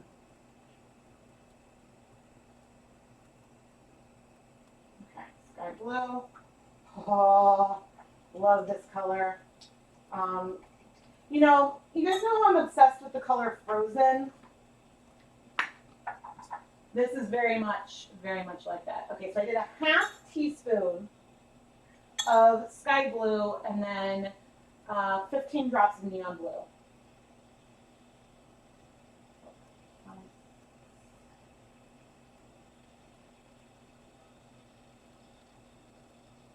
Okay, and neon blue is basically the same color as sky blue, so it's going to be blue. And there are my neon colors. That one is so funny. It's so funny that we got like a yellow and then this blue and blue. Okay, So now we've got turquoise and brown. We've got 5 drops of AmeriColor turquoise. 1, 2, 3, 4, 5. And then 6 drops of base brown. 1, 2, 3, 5, 6.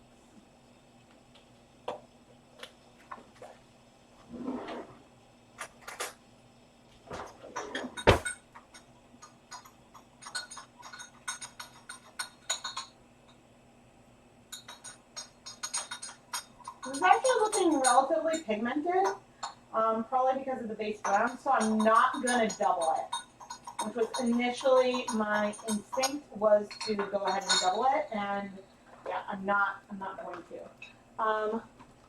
We are still heating up. These are actually, okay, so that is 5 and 6. We can start mixing for 7 and 8 as well, I think.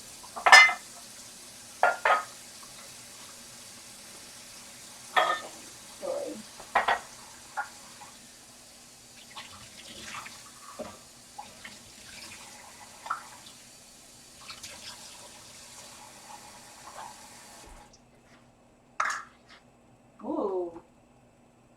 What? Oh, I must have had some glue on my finger. It's like, why is that? So if you're tuning in, even numbers are 200 grams of yarn, odd numbers are 100 grams of yarn. And so if it's an even number, I'm aiming for a half, oh, should I have doubled? I don't think so. I'm aiming for a half teaspoon of the Wilton's icing color per 100 grams. And so that is the proportion difference. Okay, so this is teal. So just one, so I want a quarter teaspoon of this one. Whoa.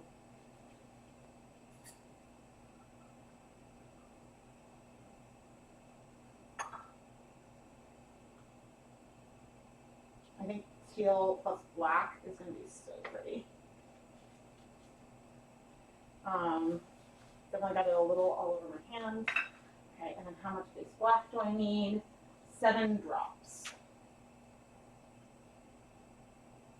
And this might be a new bottle. It is. And that lid I'm going to pop into our leftover dye. And I need 7 drops. 1, 2, 3, 4, 5, 6, 7.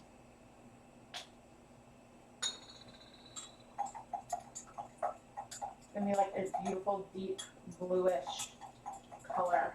I am excited. I am very excited. Okay, so that's 7. And let me rinse my hands off.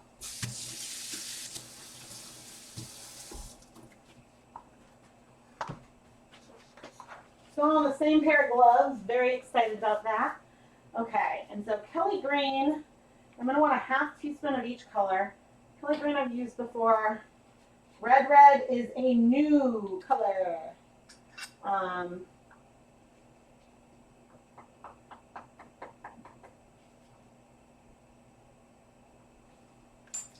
It's a new color, and I am expecting it to be extremely pigmented.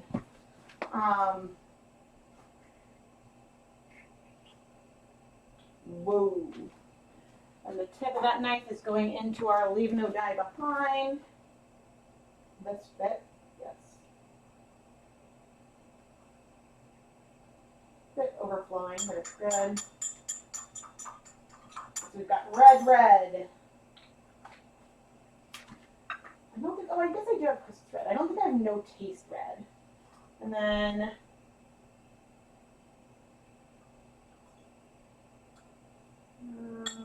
I guess I'm gonna have to do 2 different quarters.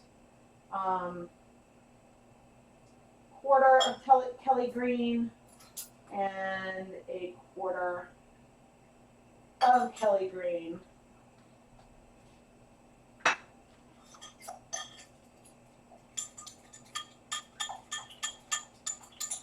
Could could be brown, it could be orangey, but it'll definitely likely break. It's all gonna come down to the proportions, the relative proportions of each color. It's looking a little greenish, which I'm surprised. Maybe there's more in the green than I thought. Interesting.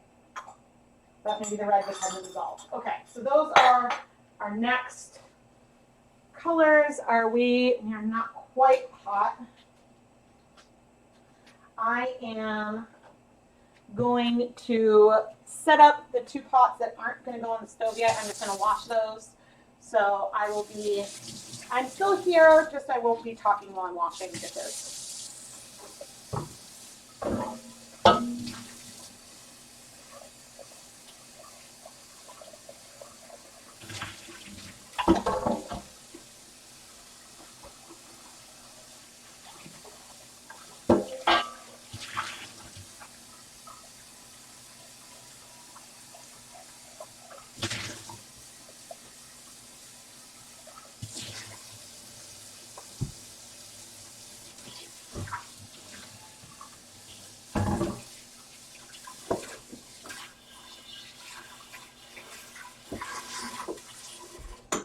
To be honest, it's definitely more rinsing because it's definitely a lot more just rinsing.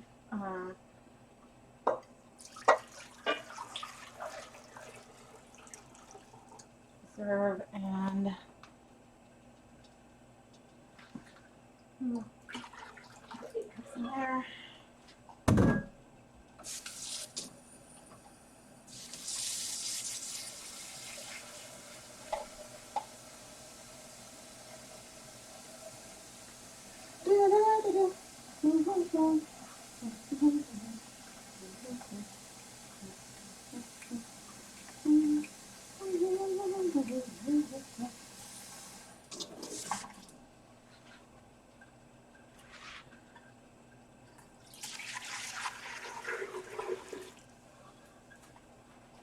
One more.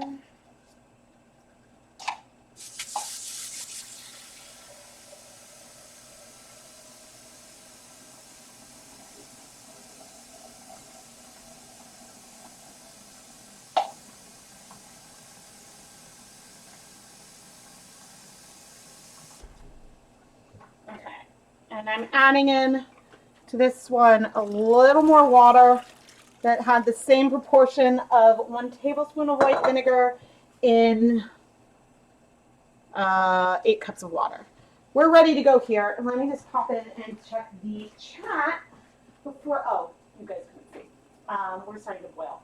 I'm just adding more water. Please don't share like personal contact information in the chat, just for your own safety, because the chats are still present after the fact.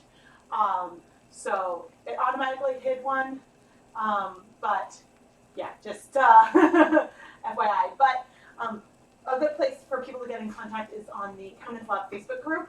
Is a way to connect. I didn't know what that was in reference to, but yeah. Oh, here's the dishes. Yeah, I mean, this time it was more just like rinsing versus full-on washing. But yeah, let's go and get dip-dyed. Oh, no need to apologize. I just like want to make sure that everyone stays safe. And so I know that like I don't think you were doing anything malicious or anything like that. I think you just caught it because yeah, just want everyone to be safe. Don't want sometimes we get trolls coming in the chat room, which thankfully has not happened today. Because it's not fun when I'm like trying to like act unbothered, because as soon as you block one, then more come in, and whew. But I am pretty lucky. Okay. So, I need to get the yarn itself ready. Are you cool yet? No, you're not cool. My favorite bowl plates. Gonna get the yarn set up. Okay. The 5 is twill, or the Superwash Merino twist. that they marketed incorrectly and said was DK weight, and I was so excited for like a high twist DK weight yarn, and it is not. It is more closer to like a worsted. The label bands are correct, just the website was incorrect, and that was annoying.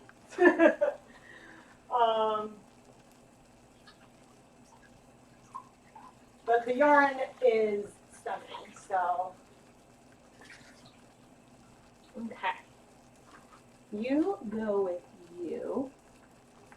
Ooh, I'm so excited for that one. Even though our like silk blend like experiment, we're dealing with something there that isn't going to break, so that's going to be funny. Making sure I have, well, welcome everyone.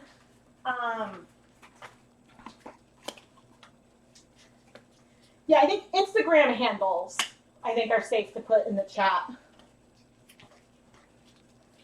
Okay, so this is twill, and the combination is Americolor turquoise and base brown. I am very curious and excited to see what's going to happen. I did not put the yarn over my hand yet. Uh-oh. You definitely want to make sure. Oh, I missed my zip ties. If you're wondering why I don't have my zip ties right now, it is because I am, once I use something for commercial dyes, I don't like to then go back and use it for food coloring, and I only have 2 left that had never been used. When I was dyeing for, oh, this is gorgeous. When I was dyeing yarn for the Hanukkah special, I used like all my zip ties just to keep the yarn, like as the yarn was sitting waiting to turn into minis, the zip ties were staying on there. And gosh, it turns out the zip tie listing, I think it changed, and I don't know if it's still reusable zip ties or not. Wow, this looks like we might get like a turquoise and brown colorway. That is so pretty. This is the first one that legit isn't looking like red at the beginning, maybe because there might be enough orange, red, and yellow in there. I want to check. It's still got a brownish tinge to it, so I don't want to go all the way in yet. But if you haven't noticed, like you see that bluish, and then when I come up, some of the blue goes away. It's not quite striking yet. But I don't want to like lose it. It's like, should I go in all the way yet or not question? And so what I'm doing is I'm sort of like reserving that little end. This is something that's easier to do if I have the zip tie, because then I could dunk the end and come back up. I'm hoping to preserve some of that blue, but I am now, we're going in.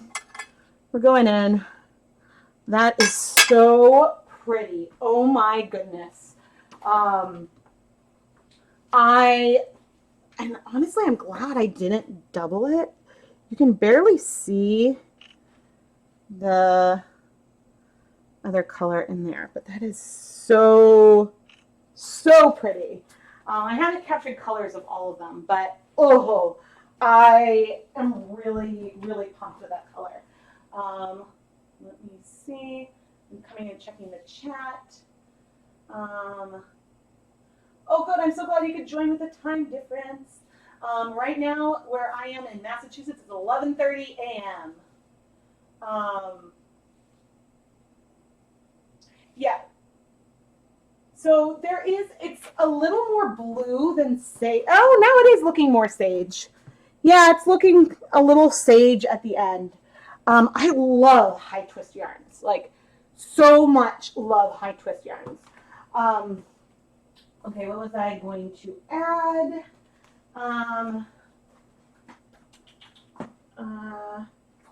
Something got me thinking and I don't remember anymore.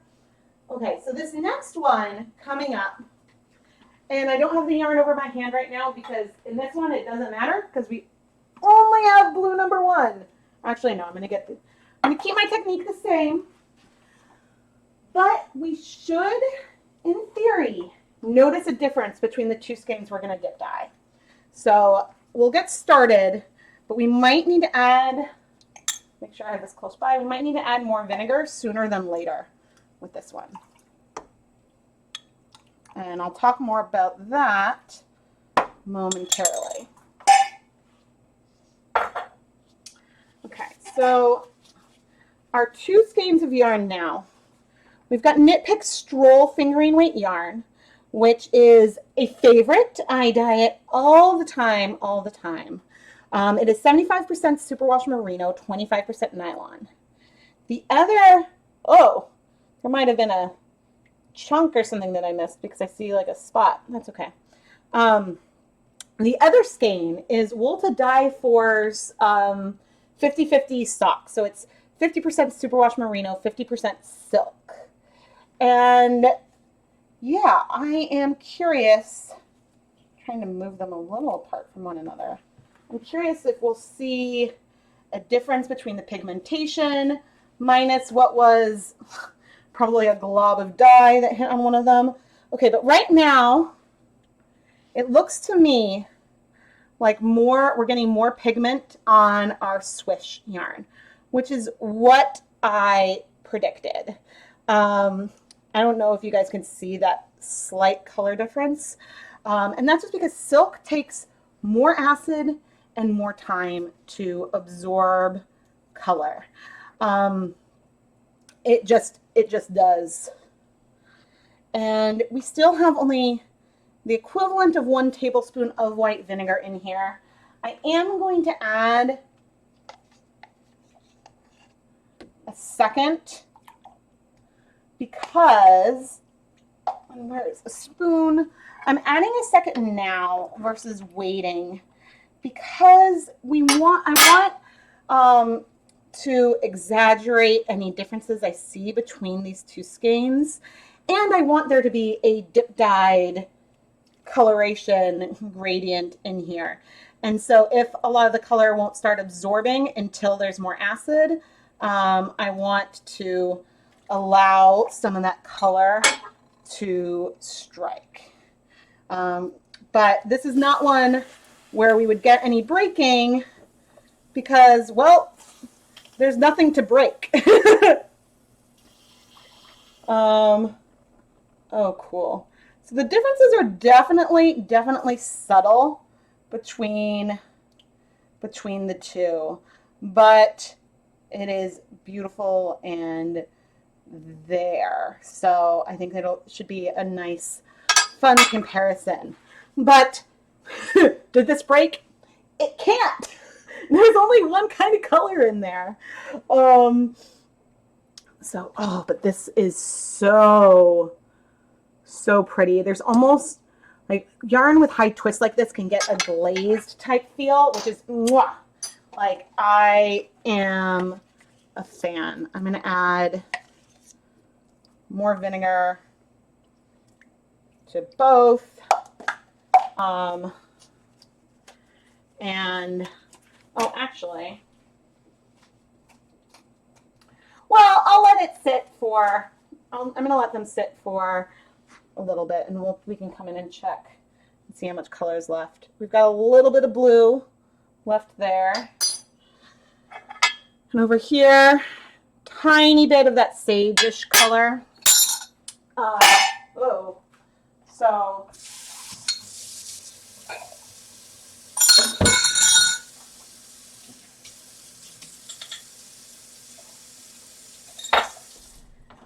So yeah, but set a timer for 5 minutes, and then I'll come and push those back, and we'll start heating up the other skeins. So now is a moment where I'm going to have to think and ponder. So we have currently dyed up through number 6 on our little board. And don't worry, I will post a picture of all the colorways roughly, because like some of them that have 2 together that are slightly different. So and I'll post a picture of all the colorways we dyed today and a picture of the chalkboard and probably share that on Instagram so that way you guys can see the recipes that we used for these colors. And yeah, and so I'll make sure to save this so that way I can have it in the recap and I'll share it over and over in the recap. But should I do a couple more? Because if I'm going to do a couple more, then I can, we still got a lot of slips of paper. I'm debating if we want to do more and how many more slots. I am thinking about, I have not done Muse left. Muse is going to be in number 8. Okay, I'm going over to Etsy right now. I'm going to open up a few more slots. And listings. I'm going to do a couple more. Sold out.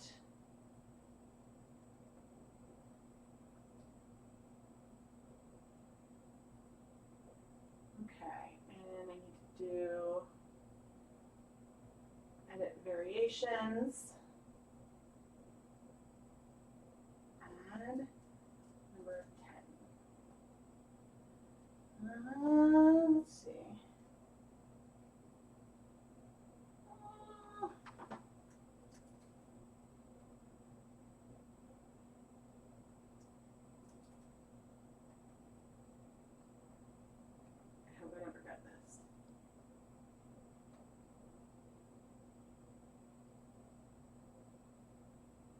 Oh, and I have to make sure.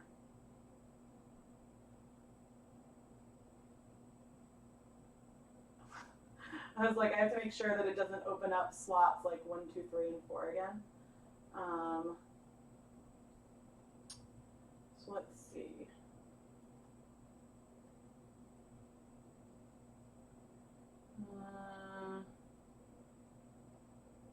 Okay. With more limited options.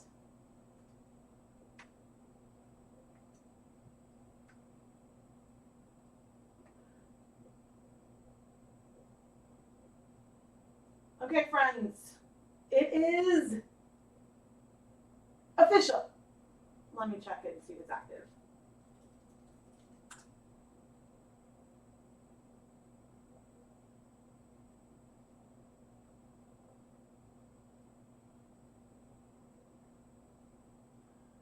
Slip number. All right, there are 4 more slots. There's a little more limited in the yarn-based options, things that I can find quickly. There are now 4. Okay, there's 4 more pre-order slots. I'm going to be dyeing these even if people don't pre-order them. We will, after we dip dye the 2, then I'll select. But if you want one, grab one. This time there's only 1 skein for each slot to make things like a little simpler for me, I think. But yeah, I just opened up 9, 10, 11, and 12. And so I don't think it'll fit on the chalkboard, but we'll like put a piece of paper over it or something. Yeah, and so at some point I will like have to change them all to like 1 type of yarn base, but yeah, I am excited. So there's 4 more. I just opened up 4 more pre-order slots, and I think I'm gonna make an Instagram story. Wait, oh, I'm muted on there. That's fine. Let's see the chat. Yeah, because I want to do more. I want to do more. Okay, let's see. Did I have? Yes. Okay.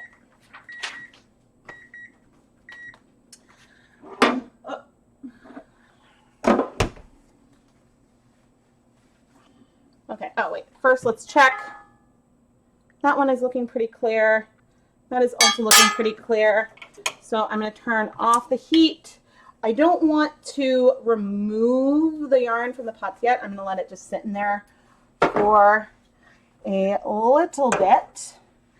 And we are going to pull up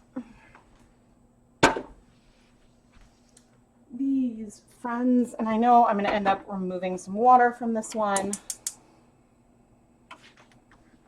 And this, start heating those up. Can add, that's more, just the same proportion, 8 cups of water with 1 tablespoon of white vinegar. Get those heating up. And yeah, you guys can watch me be awkward and try to make an Instagram story.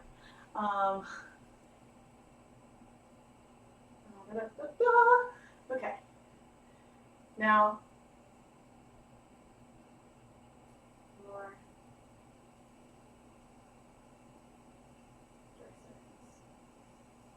oh, how did I do this before?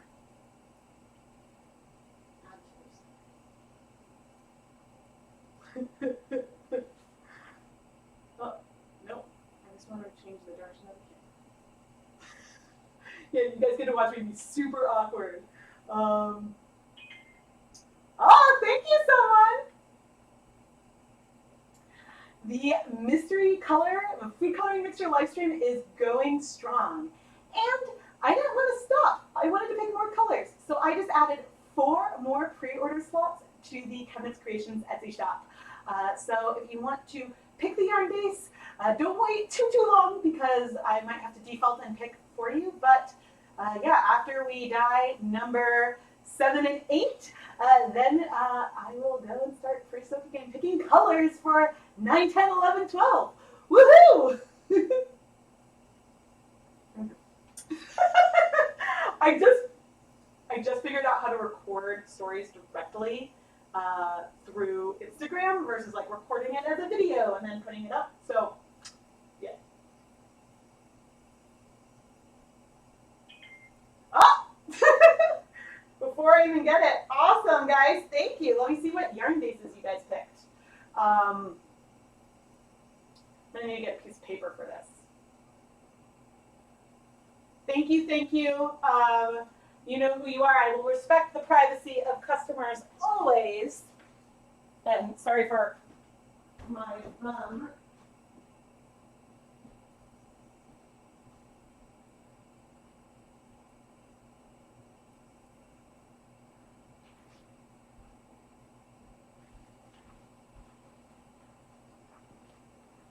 okay.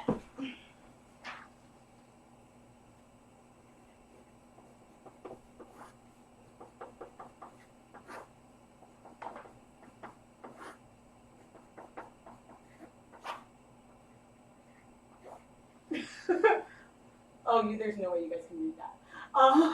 Sorry, everyone. The contrast is low. Okay, let me see. Yeah, I'm so excited. I was like, I still have all this in the bowl to pick from. Okay, so we've got number 9, which is a surprise.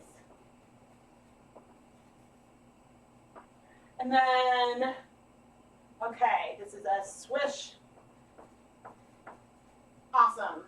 I will run up and grab those. Oh wait, that's number 12 though.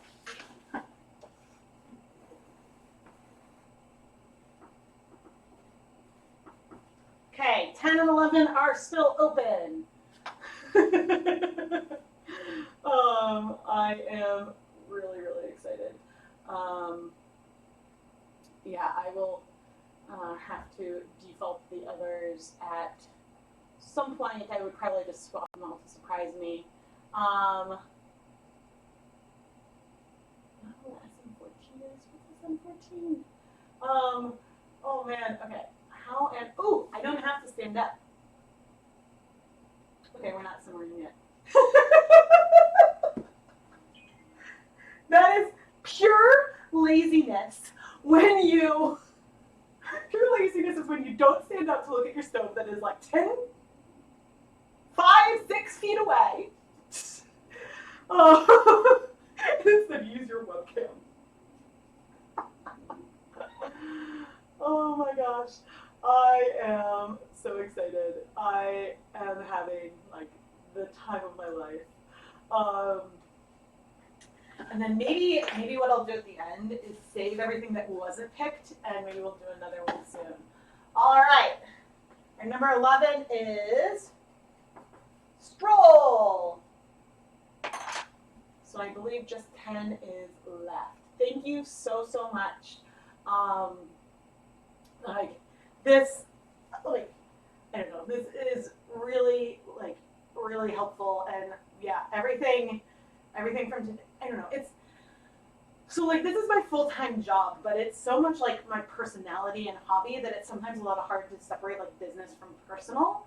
And so yeah, the a lot of times when I do like whenever I do a like a big sampler or something, a lot of times I might go towards like a new piece of equipment, or like I got new like furniture and stuff for my office and things like that. And so yeah, it helps. Which of the yarn bases is the one with the silk merino? So I did, and I'm going to move the paper down here right now since there's nothing there. The silk merino was on number 6. It is 50% superwash merino, 50% silk. And thank you guys. Mwah. Dealer's choice. Ooh, fun. Okay. I have. Okay, so this is what I am going to do. I actually have stroll and swish for 11 and 12 right here. Okay. Yeah, I was like, oh, because maybe I'll do a leave no dye behind. But we don't really have that much dye for it yet. I want more colors. I considered, and I'm sort of regretting not doing it, I considered saving like a teaspoon from each of the,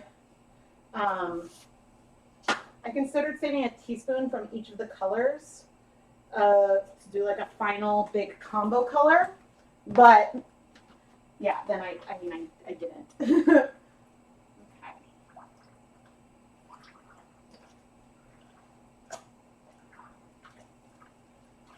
Okay, this is for 11 and 12. And oh, I can actually grab, I have a different pot I could use, so I don't have to use the like huge one. After these, so normally I cook and then Keith does the dishes. So on days like this, he comes home and he's like, what? No, I do ChemKnits dishes, but it's just funny. Okay, so pulling out of the pre-soak, we've got number 7 is another Wool of the Andes. And then number 8 is the Muse and Swish DK.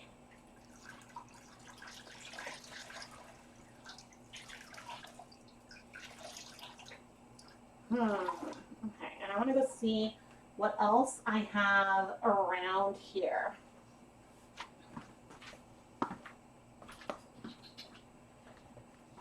Gotta pick that surprise yarn.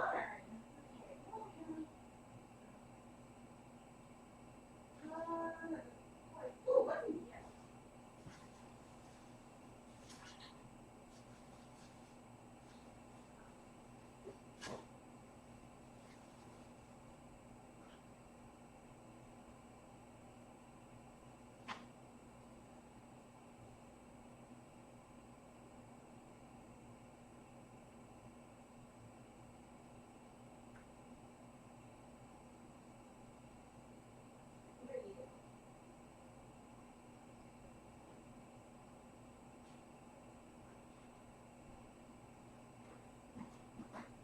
Okay, I want to.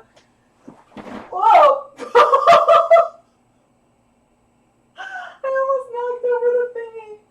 Oh, I know. Like, I got my dedicated dye equipment is so different. I'm mostly talking about like food coloring stuff. My dedicated dye equipment is separate, and so I'm always like, nope, you don't wash, doesn't wash, don't need to wash. So that is funny. Ooh! We got number 10. Thank you, thank you. And so for number 10, we also have scroll. And I was going to write with a piece of chalk. I'll need to run upstairs and grab another hank of scroll. But I think what I want to do for for our surprise, and I should double check.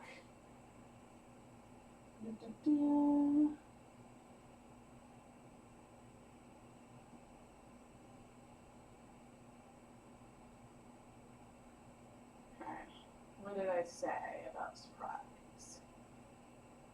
Okay, yarn base, wool base. Okay. So for our surprise, I'm going to use a yarn base I have not tried before, but is soft, and I'm really excited to dye it. So we've got 100% superwash BFL. This is BFL for stocking. This is a wool to dye for yarn. Then I got this as a sample. If you're a wholesale customer, you can buy, and I think you're probably only supposed to do it once. But you know, I'm not sure. You can buy a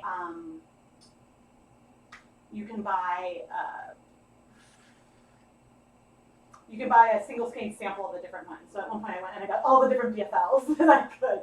Well, I think not all the silk ones, but so yeah, this is one I haven't dyed before, but I'm excited to try it out. Like, please don't contaminate the dishes. Oh yes. Time to go work on blinding hot stuff. You also know if you dye with red nail polish to stand out. Oh, that's smart. I mean, you get dinner started. Ooh, fish burgers. Now I'm getting hungry. Okay, I will take a snack break very, very shortly. Yeah, it is just about lunchtime for me as well. Okay, I'm gonna get this yarn all pre-soaking. Oh, actually, I suppose this is a good time to send to a brief commercial break. When I return, what is going on with this tie? When I return, then we will, I think if it's hot enough, we'll dip dye the last ones from the original, and then we can start drawing for the bonus 4. And thank you everyone who purchased. I really appreciate it. It makes it a lot easier for me to go big and dye so many skeins in one live stream. Yeah. Okay. And so once my face goes away, that's when I'm gonna pop the ad in, and I'm just hovering, waiting for that at this point because there is a delay.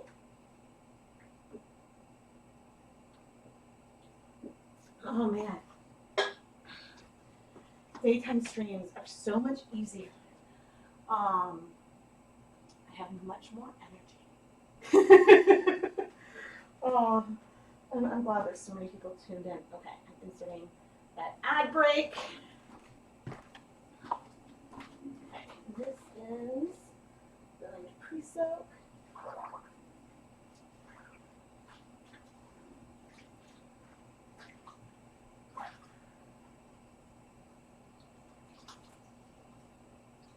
Pre-soak, and then I'm going to grab another strip.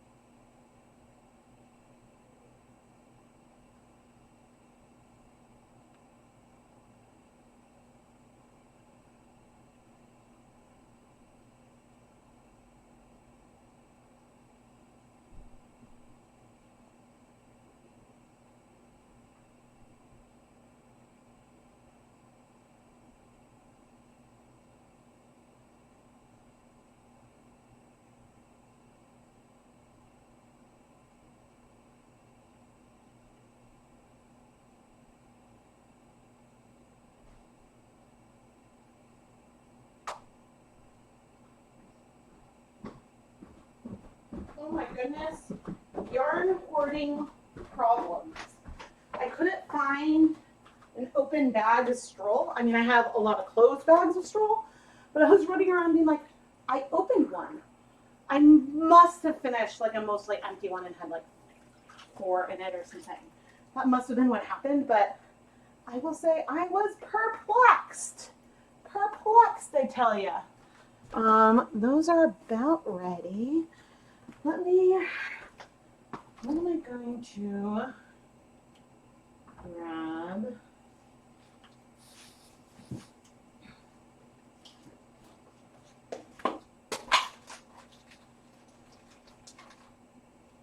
Grab a little snack.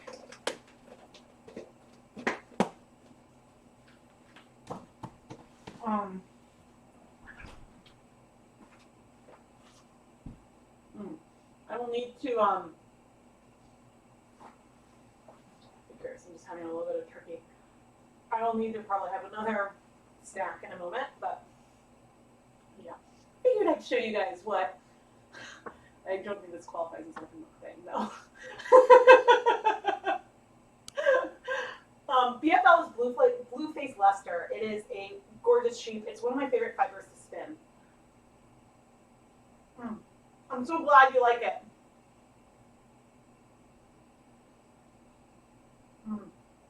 I'm so glad you like that fiber.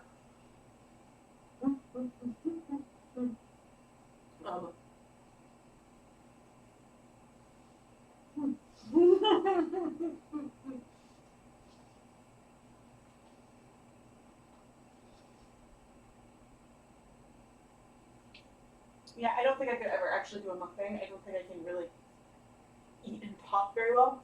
This is why my kid always comes home from kindergarten with a full lunchbox, because he's like, I'm like, why are you eating? He's like, well, I'm just spending too much time talking, Mommy. See my kid, or I see my kid. Oh my gosh. But it's so funny because he looks like just like his dad. He looks so much like his dad that, yeah, I was like, well, if I didn't birth him. Yeah, so the Blue Face Leicester is a sheep. The full thing is the name of the breed. I believe it's it's in the UK. Yeah. I think Leicester is a place.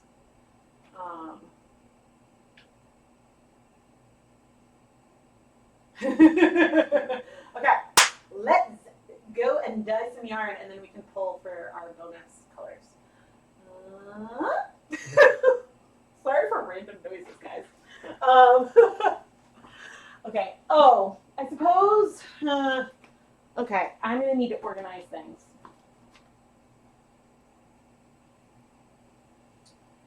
Goodness, I might. Oh, it's still so warm. Ooh, that like yellow and yellow and yellow one is real pretty. Real pretty. Okay. You are looking good. But the fun thing is, now that things are dyed, oh, I could put on zip ties for washing. That's fine.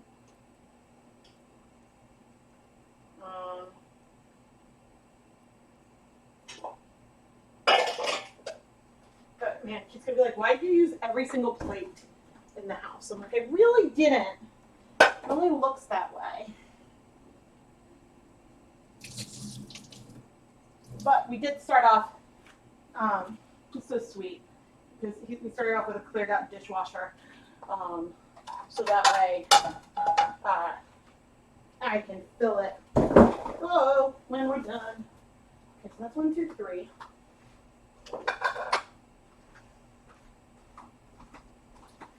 So probably the picture that we'll get today is going to be the like unpretty, like not necessarily twisted up all perfect, but I figure you guys will understand. Oh, bollocks. understanding about that. Okay. Um, so that was 4. This is 5. Oh my gosh. This, it's so funny that this is a combination of turquoise and brown, because if you look at these colors, like that's sort of what it feels like. It is beautiful. Absolutely beautiful. Okay, and then here is our 7, which is just blue number 1. So this is just blue on blue on blue on blue on blue.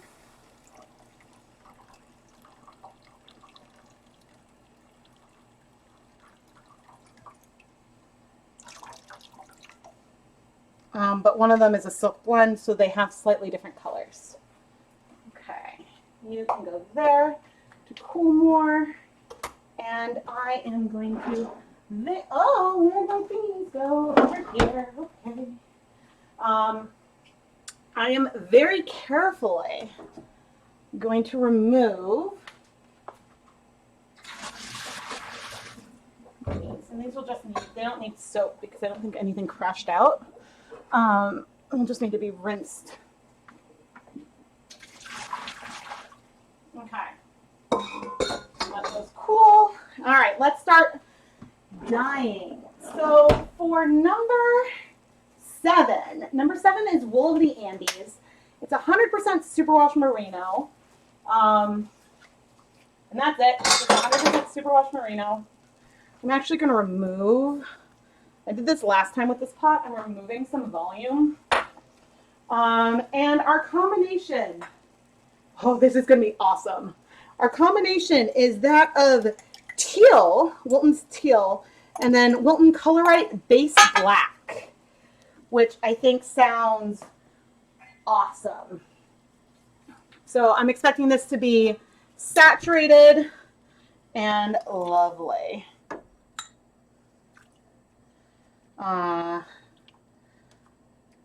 Trying not to get food coloring everywhere. Ooh.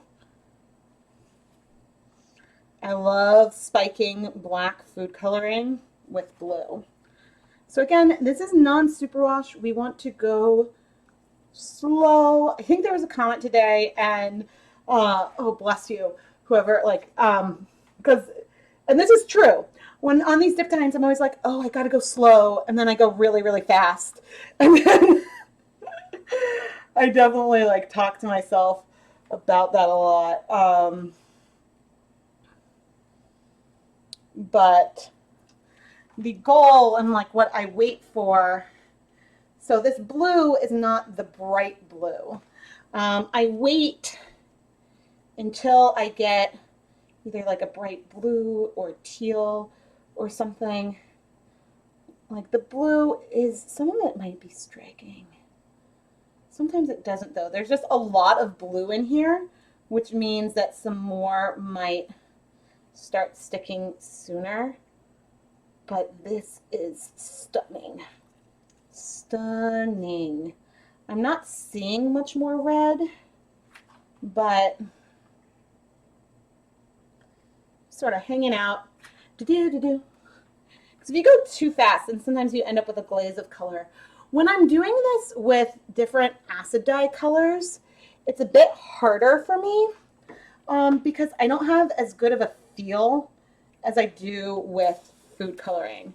Like with food coloring, I have a really good, okay, we're gonna go in, a really, really good feel for like these different colors and stuff. I am gonna set a timer for myself so that way I can come back and add, oh dear. So that way I can come back and add some more vinegar. Okay, and I'm gonna go and check the chat. The last one I'm super curious about. Or not the last one, the last of the ones I've drawn so far. Gotten distracted from your knitting. Yeah, that one is gorgeous.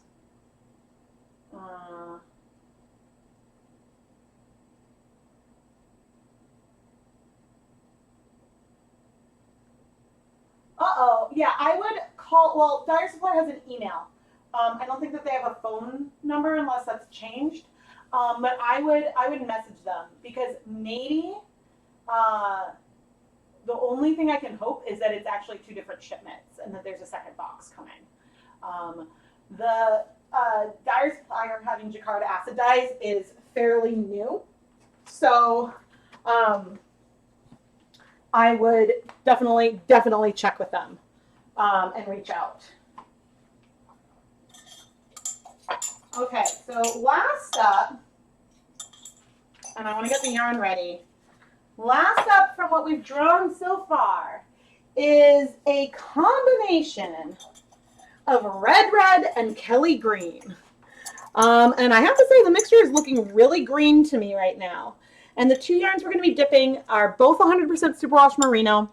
We've got Muse, and then we've got Swish DK. And I want to stir this up.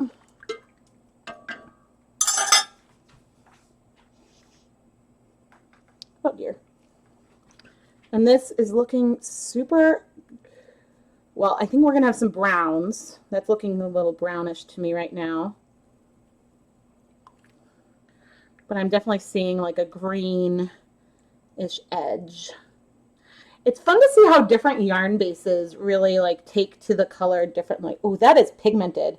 That looks like a chocolate brown with some green notes. And it's definitely getting greener. I want to check. I'm still seeing some red in there, not just green. So I want to, but you can see as like what's going in later definitely is more green and less of the red. Oh, this is pretty. This is very pretty. Whew. Sometimes you can check the runoff for what's left. So can greens break? Yes, greens can break. It just depends on the actual green.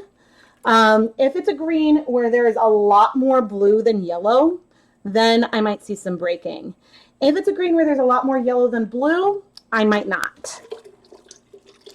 Okay, that's looking bluish. I mean, there's still probably, try not to block the camera, there could be some red in there. I'm gonna go ahead. We're going in because my hand is getting hot.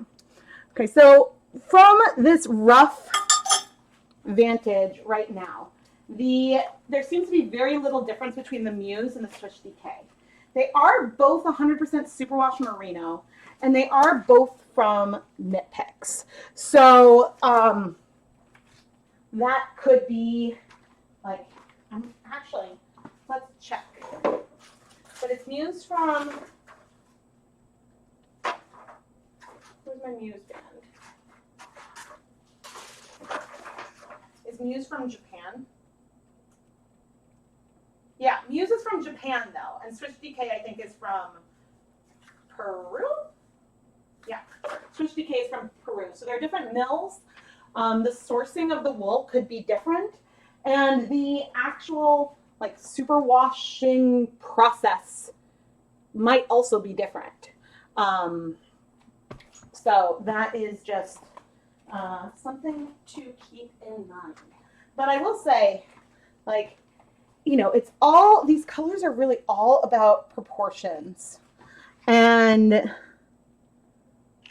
I honestly, a 50-50 mix of red, and Kelly green, I totally thought was going to be red heavy. I am shook. Okay, I wanted to add more vinegar in here. Where are my tongs? Over there, okay.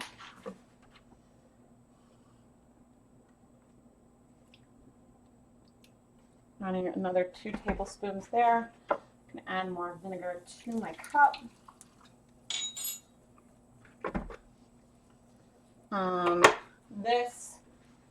This is such a me. I know. a me color. There's a ton of blue left in here still, but I am obsessed. I am obsessed with this color. This is number 7. I just absolutely love it. I'm rinsing off those tongs. Let's check on. And that's clearing pretty nicely. There's definitely some brown and it goes into this bluish green, which is so pretty. 1, 2, and there's more water volume, so I'll add a third. So pretty. Okay, let's give you guys a good 10 minutes. And let's try to make sure. Okay, so this is, oh no, so we've got 4. This is 5 and 6. 5. This is 6.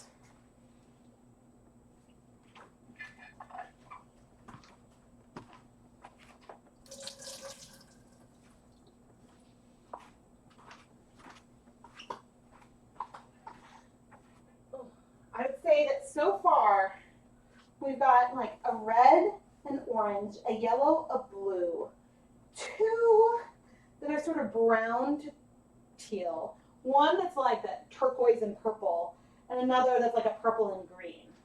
A really nice variety from these random mixtures. Okay, I did set a timer. The heat is on low on both.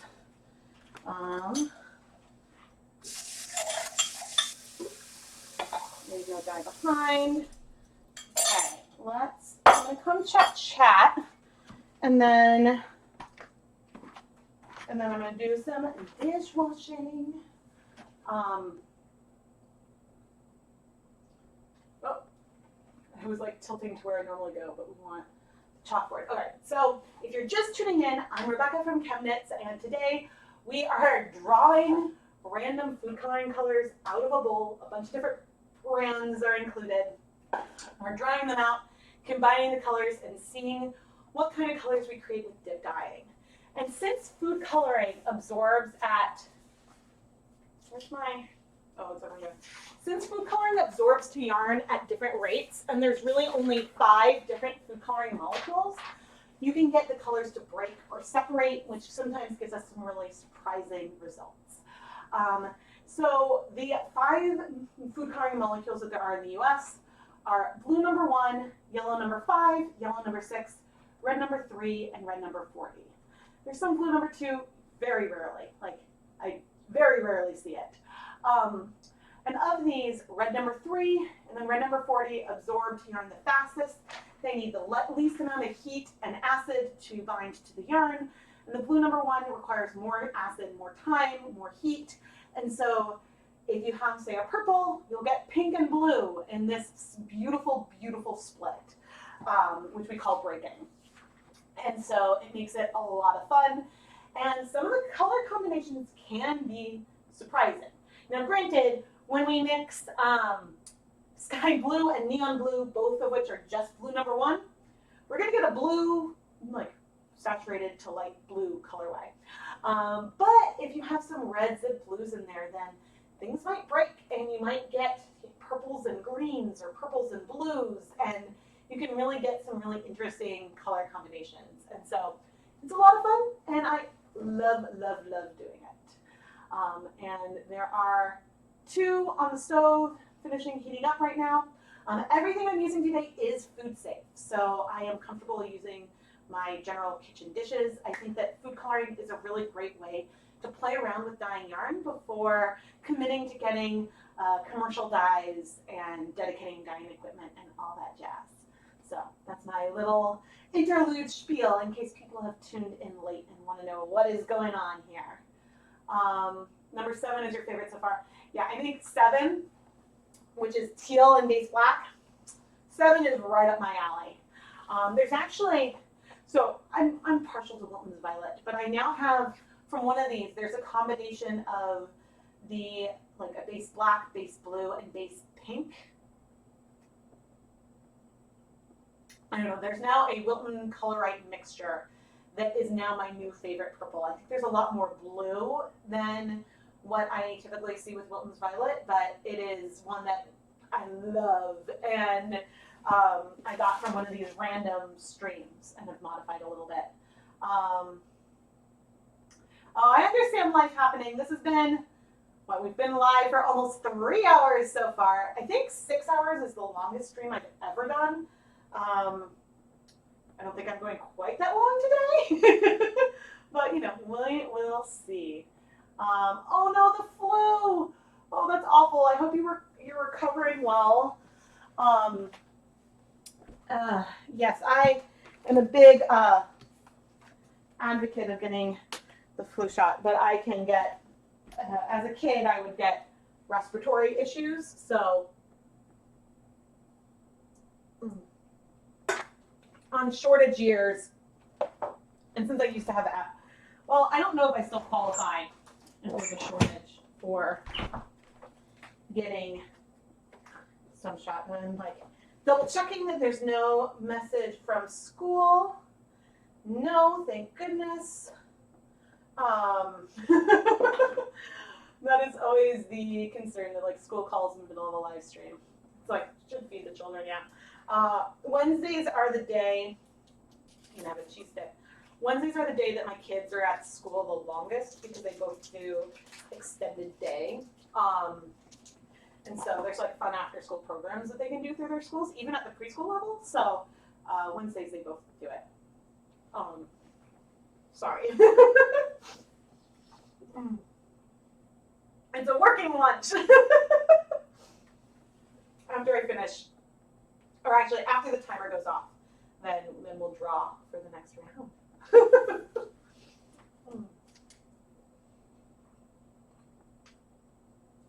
I'm impressed that of the ones I've drawn, we only ran out of one color so far. But the irony, so I ran out of creamy peach.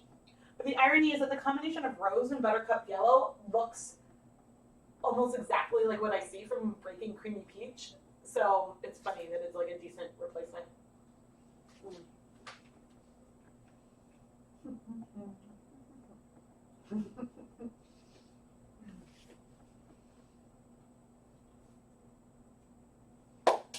Protein. What I can't do is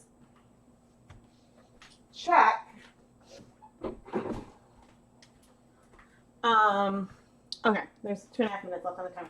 All right, chat. We have a question for you.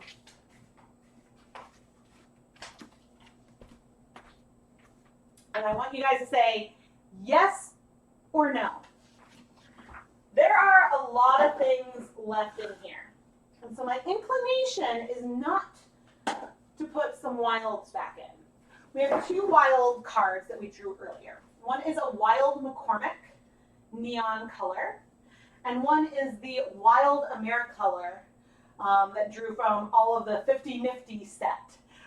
So should I put these 2 wilds back in the bowl? Everything else I drew I'm going to leave out. Or I should leave them out. So say yes if I should put these back in, and no if you think I should leave them out. So that's just for those 2 wilds. Everything else that I've pulled out is going to stay out. And there are still 2 wilds in the bowl. Oh, yeah.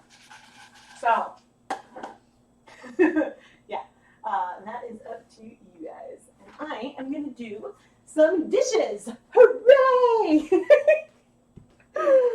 Oh, actually, but it's just rinsing, so that is not bad. Not bad at all.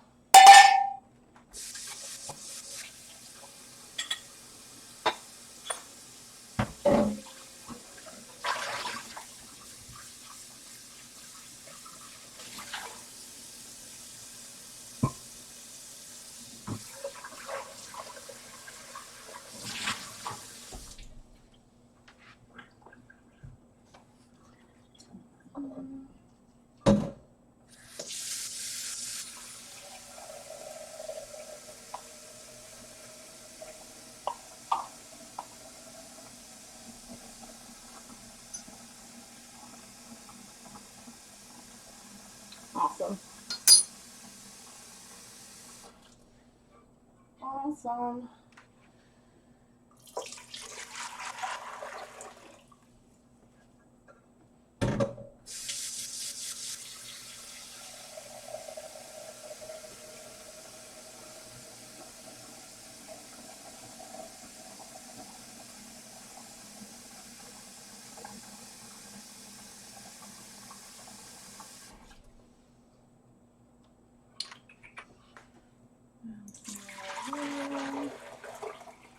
All right, my timer is about to go off. I'm going to turn off the heat.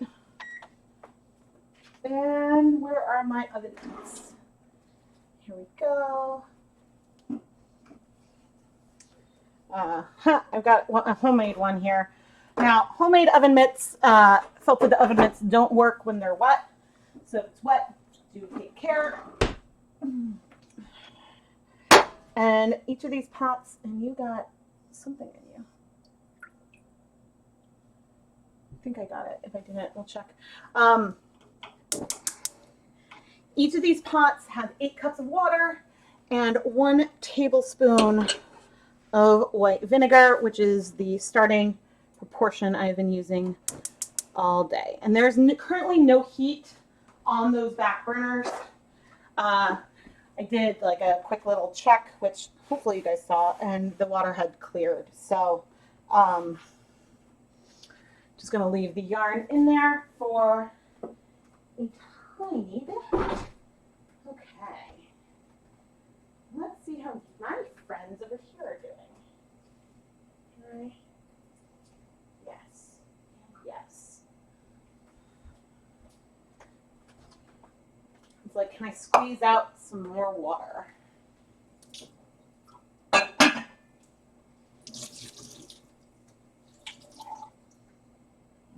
One. But you can actually put it on a plate.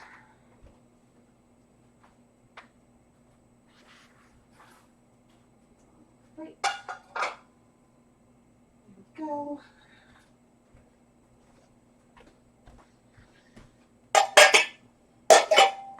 Okay, and you are cooling off nicely. So I can remove some more water from you, sort of, without burning myself. Here is a peek of our number 6. So 2, 4, 6, and 8 were all doubles. So I'm dyeing 200 grams at a time in there. And yes, that was how we did it. Okay. I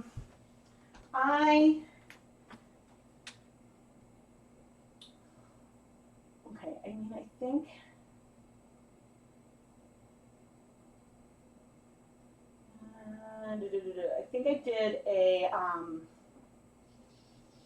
not going to do a commercial break right now, but I'm going to do a quick break. A quick break, and go drink something, drink some water. I am going to turn off the sound for this one, I think. So if people come, yes, that's what's happening.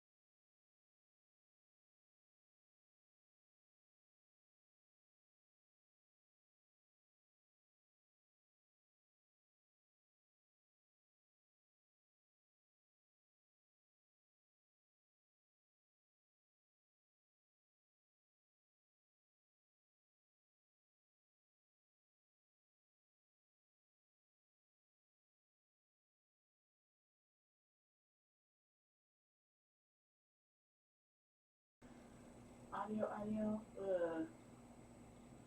Oh, which is the audio? Audio. I think this might be the one I used. I think I put the right audio on. If the audio sounds weird, let me know. I think I did the right one. So, and what does this one tell me? Okay, yes, I think that that's the right microphone. Should have paid attention to which one I turned on. So you had to leave and go out and get your garage door repaired and then back, and I'm still on. Oh yeah. Not only am I back on, but we added four more slots, and that just broke. Let me check.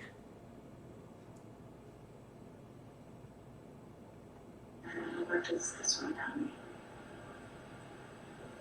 Okay, yes, I think that that's the right microphone. Should have paid attention to which one. Okay. Yes. All right. Cool.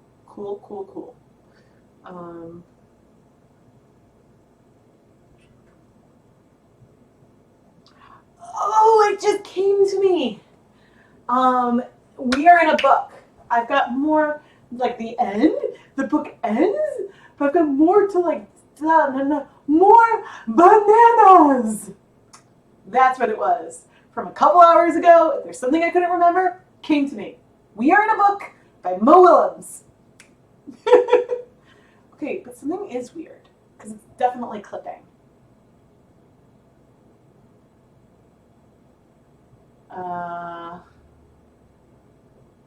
Because, I mean, maybe it was clipping some before as well, but I'm just noticing the bars and like where I am volume-wise seem to be a little different, but I'm glad it sounds good. So we're just gonna go with it, and then I'll try not to yell.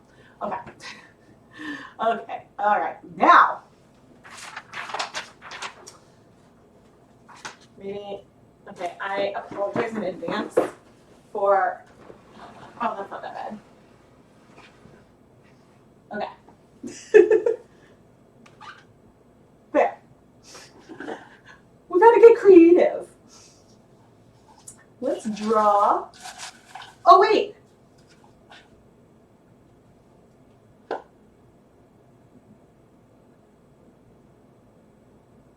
Oh, okay. I missed all the yes, don't put them back. Oh, no. It seems to be.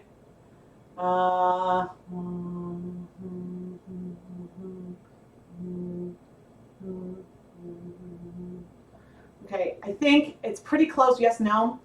I'm going to leave the wilds out, I think, because I think I saw more no's. So I'm going to go with my instinct and leave those out, which is a tad bit sad because there's the whole AmeriColor range, but there's a lot left in here. So I think we have a lot of potential for some really good color. Okay, so here's one.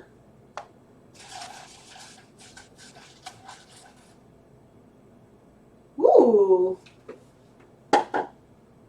Oh, and hey, we got a wild. We got a wild color right system. And we got base orange. I am drawing now for number 9. So we've got base orange and then a surprise. So let's go up to the counter. Okay, so I have to roll for that is not the right camera. There we go. Okay, so for the wild colorite, I'm going to roll 6-sided die, and I have defined what the 6 colors are. 3, pink. So we've got base pink and base orange. And now I need to roll for the proportion. Where's my D20? Uh-oh. That will be sad if I lost my D20. Oh no, I have the D20 right there. Okay. So first, we are going to roll for the base orange. How many drops of base orange? 9. Okay, so let's remember that. And how many drops of base pink? And hopefully there's enough. 4. This stream is really leaning, we've got some like good orangey pinks. Okay, so 9 and 4.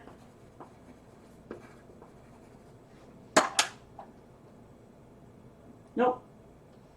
Okay, so we've got 9 drops of base orange, 4 drops of base pink, and this is on a 100% superwash BFL. I think it'll be pretty, and we'll probably have some creamy peach vibes as well.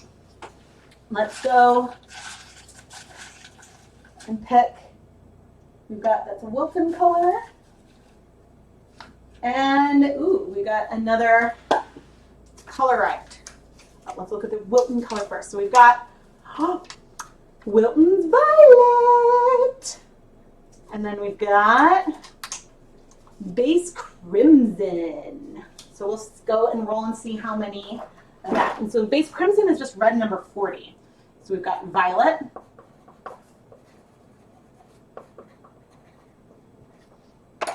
And Base Crimson for number 10. And let's go to the counter. Okay, so that's that. And then we've got Violet and Base Crimson, which is just red number 40. Let's see how many drops. 3.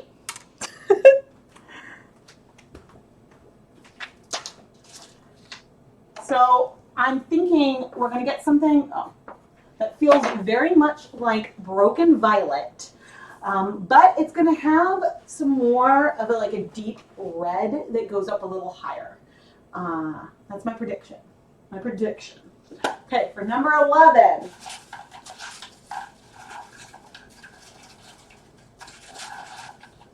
Okay, we got, I grabbed 2.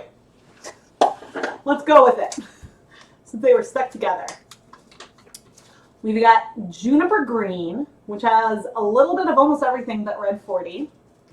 And we've got Black with an asterisk.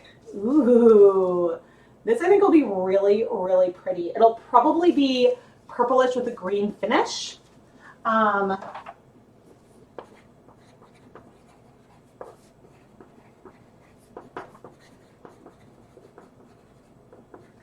the reason why black has the asterisk is that I wrote down the ingredients and proportions of one of the blacks.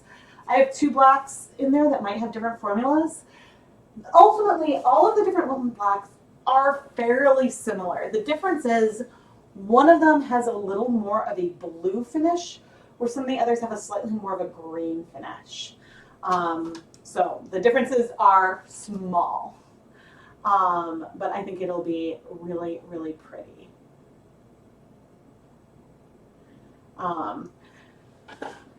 Yeah, so I think it'll be almost more burgundy than magenta. So red for number 10. Red number 40 is a more, it's more crimson. It's less hot pink. So if you think so red number 3 crashes out in acidic conditions. You don't usually see red number 3 used in drink mixes. So if you see a red Hawaiian punch or whatever, that usually has red 40 in it.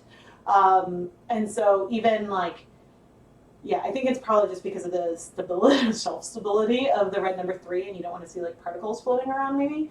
But I think that's also why you don't have a bright purple. You get the more deeper grape purples because you need that red 3 for the more vibrant purple. But I'm excited to see how that one goes as well. All right, and now number 12. Okay. And what are you? Woo! Okay. So I'm going to show you guys what's left. What's left is, I think, 1 color right color. I don't know which one. 2 wilds and a bunch of Wilton colors that maybe I will save that in there and keep them separate. All right, so we've got leaf green,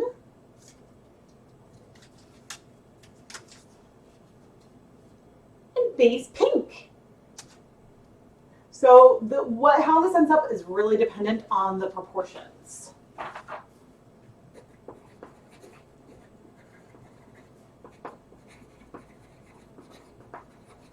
And if people are curious, for things that are liquid droppers, I've been rolling dice just to determine how much.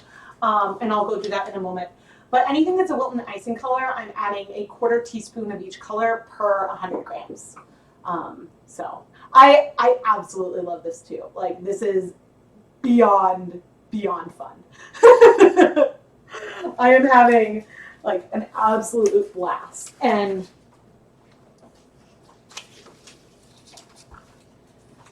yeah, it's just really, really fun. Okay, those go in there, and I need to roll for our base pink. So wait, what are these colors? We've got juniper green and black. Let's do, ooh, wait, you feel more full. Which black? Eeny, meeny, miny, mo. Okay, we'll use that one. And then, wait, juniper green. And then we had leaf green. Oh, that's how we got base pink again. Ooh, okay, we might need to re-pull. How many of base pink was it that first time? 4? There should be enough. Let's see how many we get. 7. If there's not enough drops of pink, then I will pull from an equivalent color in AmeriColor or something. I have other things that are just red number 3. Like, I even think that the neon pink, oh no, even the neon pink has some red 40 in it. I'm sure that, I mean, I have to go through and look at the, maybe electric pink. Yeah, the electric pink in the AmeriColor. So if I run out of base pink, then I will use that to supplement. Do I think it'll turn out like the red and Kelly green, the leaf green and base pink? Maybe, but the red had a lot of other things in it beyond just red number 3. So it could, but it could also be different. It, again, depends on the proportion, which one is more pigmented, and so that will sort of shift that total color, if that makes sense. Good. Awesome. Okay, we are ready to go. Yeah, and then I can always put some wild cards back in. I mean, maybe, I don't think after these 4 I have the capacity to dye any more yarn, but maybe we could pull some colors just for fun and just see what we pull. Not saying that I will dye them anytime soon, but yeah, we could just have a fun little bonus round and just pull some colors and see what combinations we get, and then see like what we think about it for fun. Because I like pulling the colors. And then who knows, maybe you guys can try some of those recipes. Okay, so we need to, oh wait, I should come back to the camera.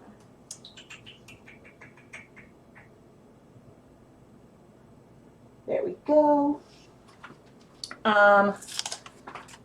But yeah, we went through, I mean, look at all these different colors.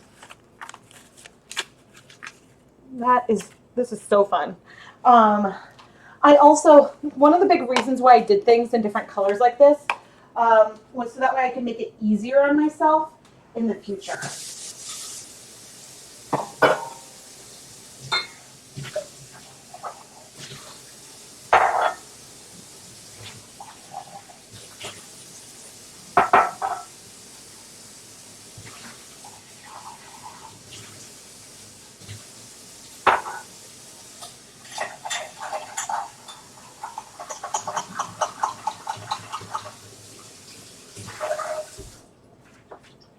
right, I need to make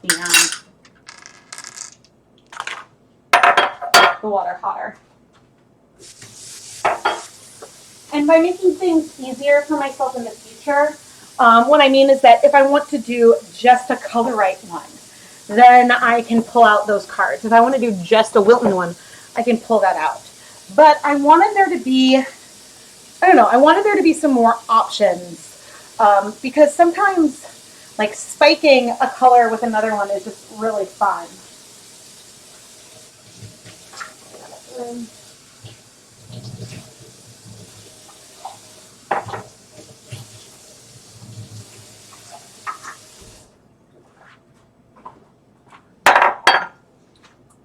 Well, that one's going to be really easy.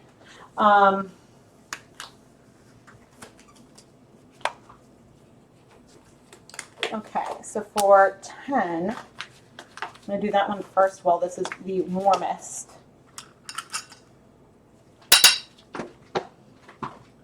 Making sure I am on my counter.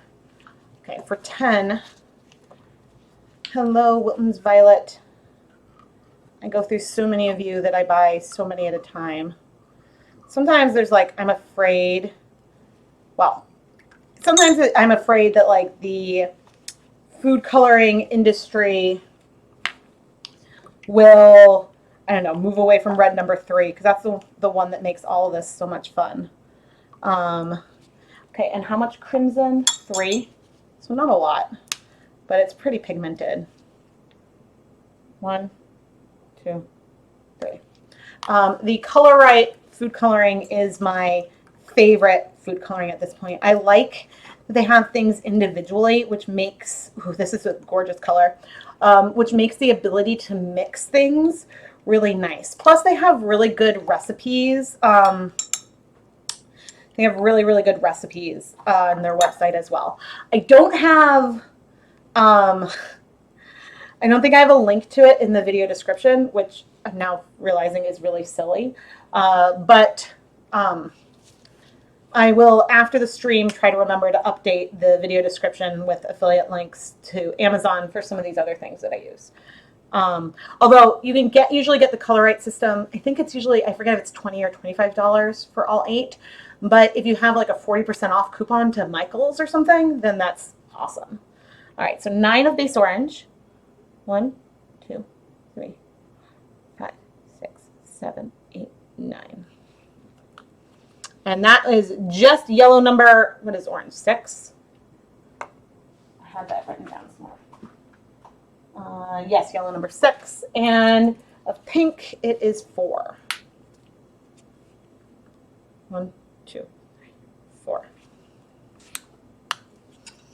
Okay, I'm going to go ahead and use you as my little spoon.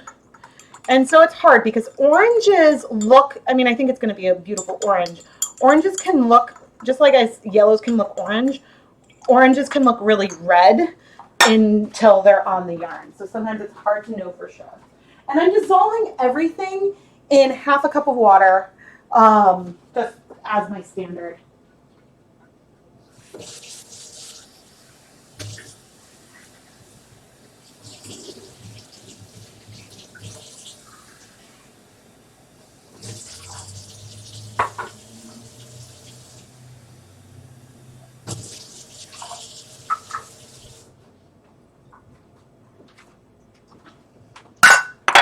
Okay, and then for, let's dry off my hands. 11 is juniper green and black. Now,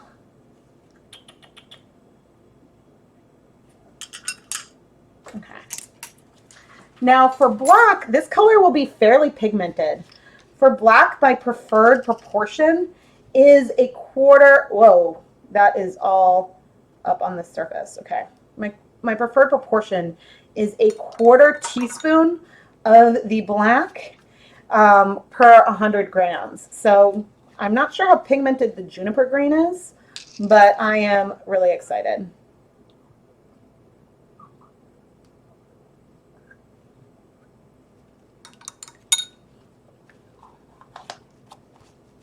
Okay, so this one is our number 11. And I'm not sure if this might look brown, how close to some of the others it might look, but this might be one of our most saturated colors. Although that mixed out pretty well.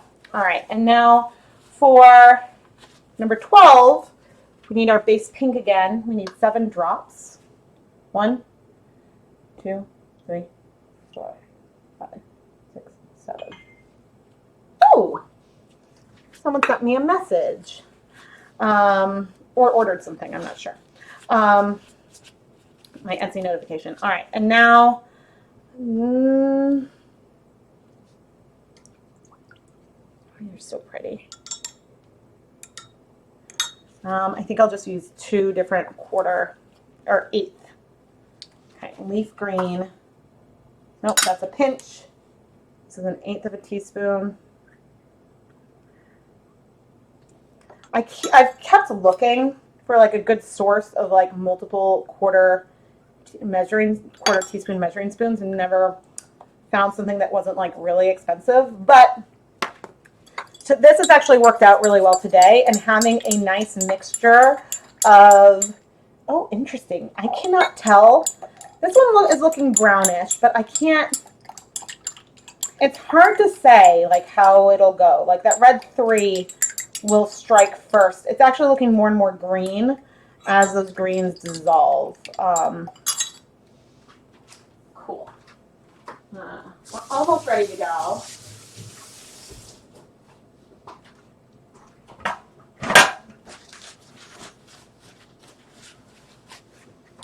With the final 4. Sounds like some kind of tournament. Oh, some kind of tournament. Oh my goodness.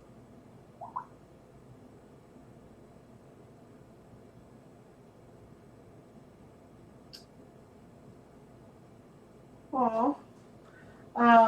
Uh-oh. Missed call. I don't know where the 817 area code is from. I just have to be concerned about school. Texas? Okay, I think I'm fine. I don't know why I would be getting a phone call from Texas right now, so that was probably spam. Oh, everything looks fine. Okay, you're back. Oh, cool.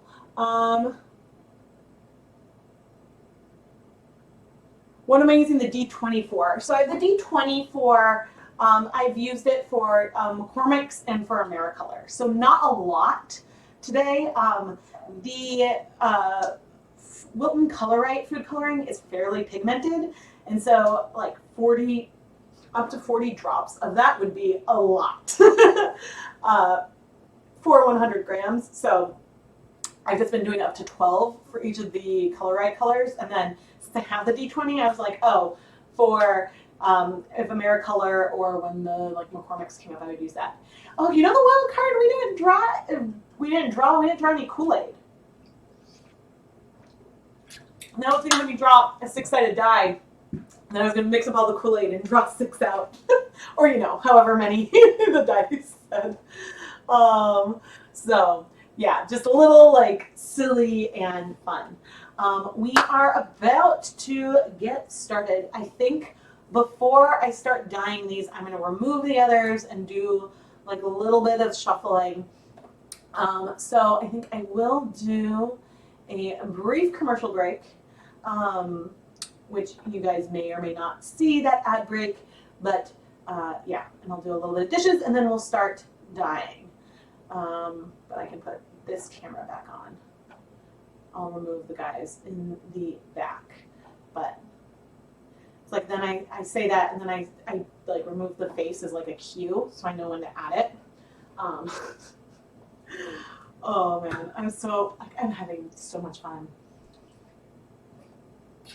So much fun.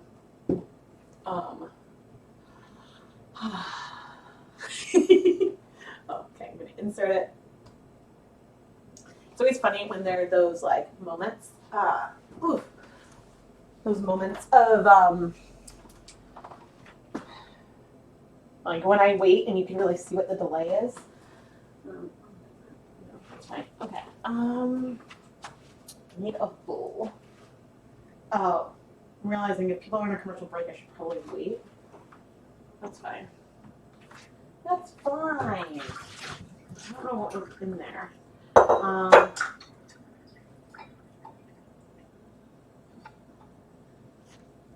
Anyone curious, our very unpigmented lino dye behind is very brown at the moment.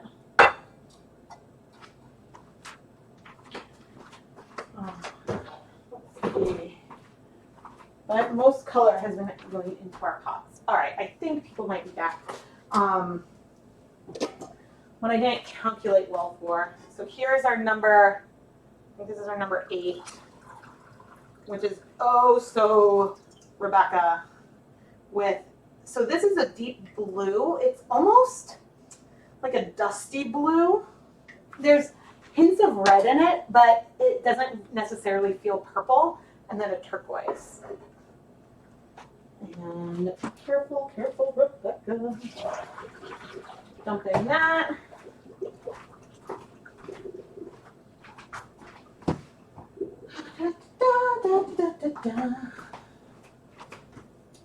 And then our number 8. Oh my, you're feeling heavy.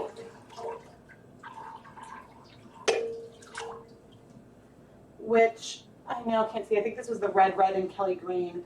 We've got sort of a brown through a green to this like tealish color, which is like a spearmint color, which is really, really pretty.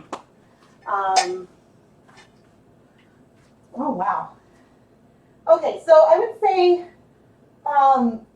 8 has more blue than 4. But there are some similarities between the two. And you are not hot anymore. That's great. What I think I'm most happy about is that we have yet to trigger, I mean, we may yet still trigger it, but we have not yet triggered the fan, like my computer's or my stove saying that I'm overheating it. Creamy mushroom color. Well, yeah, it could also break a lot. So, all right, let's get started with our number 9. Our lucky number 9. Is 9 a lucky number for anyone? I don't know if I have a lucky number. I tend to use the number 22 for a lot of things because I think that was my number when I was in 5th grade. Like everyone in class had a number and we would label like our stuff. Labeling it with number was just like the easy alphabetical order way. And so I still probably have some notebooks or like binders somewhere labeled like Rebecca Rausch number 22. So that is just like a piece of history, but yeah. So like it's a number I picked in Pokemon to have on my jersey. All right, let's do. So this is our combination of base orange and base pink from the Wilton Color food coloring system. In this pot, I have 8 cups of water and 1 tablespoon of white vinegar. And our yarn is 100% Blueface Leicester. So it's BFL. Ooh. So what was the proportion? It was a lot more orange than pink. Part of me is wondering if we're going to get something creamy peach feeling, but it might just end up feeling, uh-oh. That's a bummer. Well, there'll be a pop of pink at the end. There was a little bit of pink on my finger. Yeah, it feels a lot more like we're going to end up with like a beautiful orange gradient here. One that it would be hard to say if we're legit seeing breaking or not, because you can just see that we're getting like a big depth difference, although it is getting more and more yellow.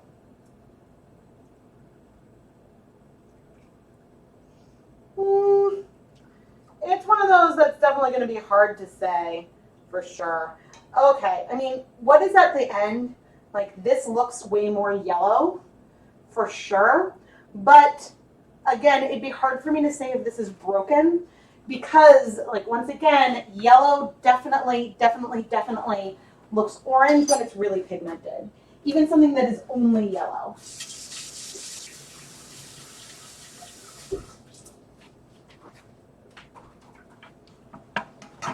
All right. Coming over and poking my head at the chat. Oh, hi, Ada. Welcome, welcome. Oh, I like seeing your lucky numbers. You guys didn't have numbers. It is really pretty. You're always 1, 2, or 3. Oh, good. I'm so glad. Orange is we've had a lot of orange and red and yellow today. Orange is a color that sometimes people have very strong feelings about. Okay, so number 10 is Stroll, and this is our burgundy violet one. So it's base crimson, which is some red 40 added to Wilton's violet. And I will do my best to include the proportions of everything I used in the recap video. What I don't think I'll have in the recap video is I'm not going to go through and be like, this is the ingredients of this pre-mixed color. I think that that's more than I can do for all these colors in the recap, but I will absolutely talk about what the different recipes themselves were. All right, and let's stir up this purple. And we're dipping. This is Stroll. This is 75% superwash merino, 25% nylon. And right off the bat, the pink is looking a little less electric. Now, the amount of blue in here, I don't know if I'm going to even capture the blues. So normally I like to do a half teaspoon of Wilton's violet. I like to do a half teaspoon of the Wilton's violet food coloring per 100 grams of that. And in here, this is a 1/4 teaspoon of the violet color. And so like we're at those blues at the end. Okay, I'm gonna go in. There still might be some reds in there, which is like a reason why I was hesitating. But you can see that with this superwash yarn, we definitely have breaking in here, but the amount of blue that I was able to capture is less than I might have if I had more acid. Sorry, less acid or more blue in there. And so one thing that you could do if you're not capturing those bright blues at the end that you really want, honestly, what I recommend is adding more blue to your violet. That's a way that even at the beginning without dip dyeing obviously you can dip dye a second time, but even without dip dyeing a second time, you can get some brighter blues versus this beautiful little more pastel one. That's pretty. Okay, I'm going to set a timer for like 8 minutes, and then we'll come back and check. And I'm going to rinse out and do some dishwashing in the meantime.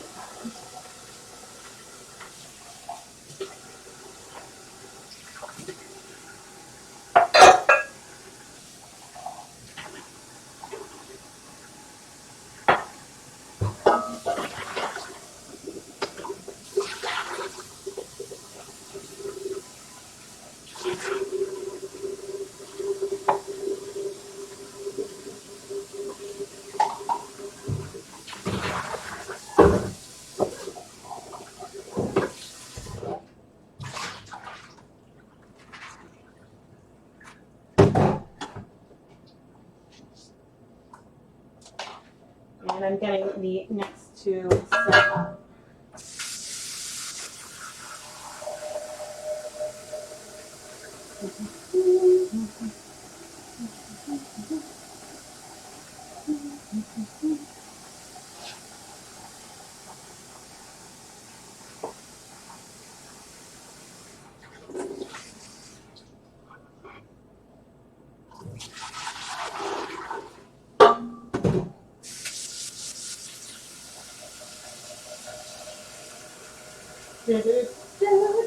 I'm still here, people are curious. Oh God, please tell me that I was okay. Phew.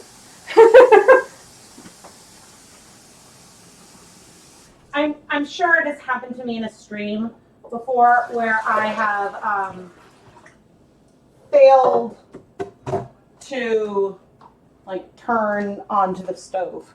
Okay, but let's see. Hello.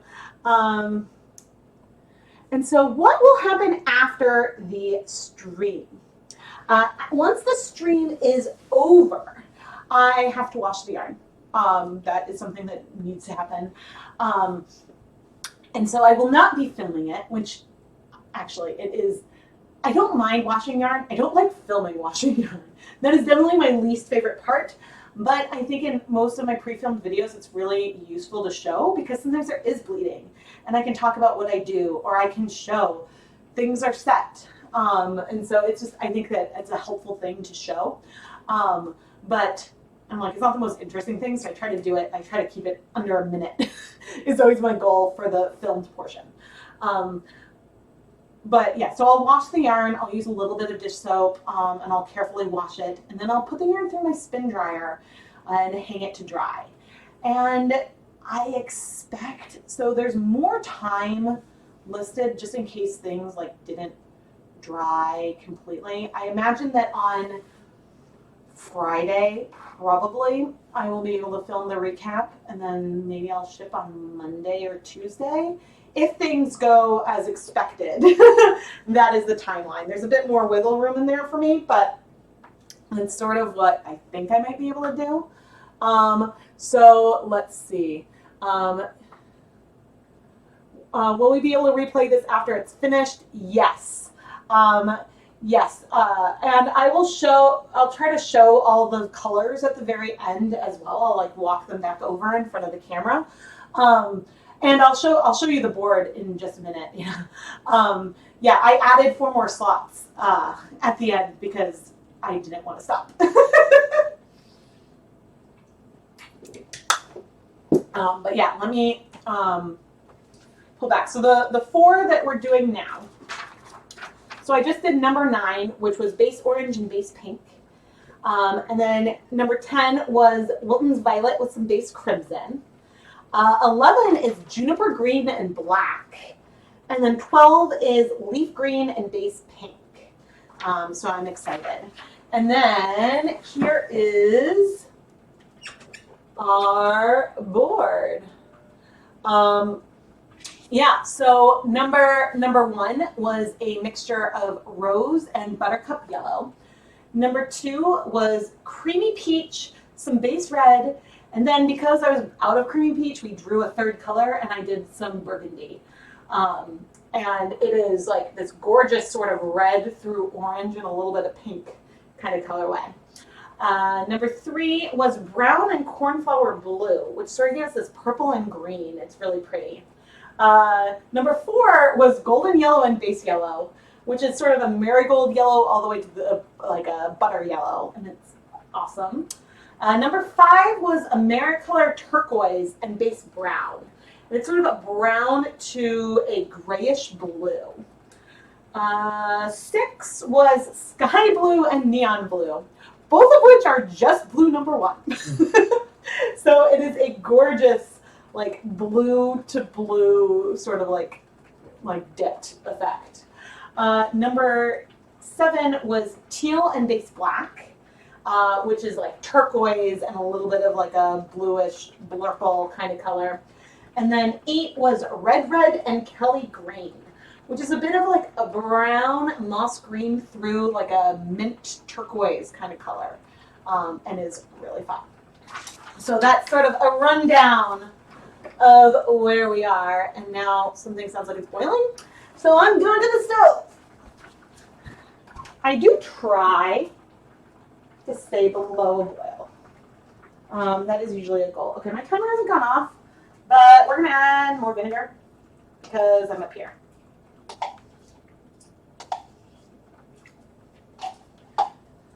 And check and see. Oh, this is pretty. Anyways, the water's looking really clear. There might be a hint of some yellow. Yeah, it's looking really clear.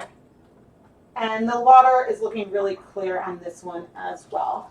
It is very, very similar to what we see with just a broken violet, but there's like the red 40 from the base crimson, I think, muted the neonness of that pink.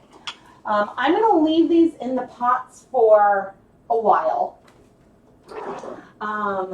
There's not, since this is the second to last round, I'm not in a rush to empty these pots again, which is nice. Oh, that one's still on low. Yeah, so since I'm not in a rush to clear it, but goodness, like I'm not gonna add more slots, but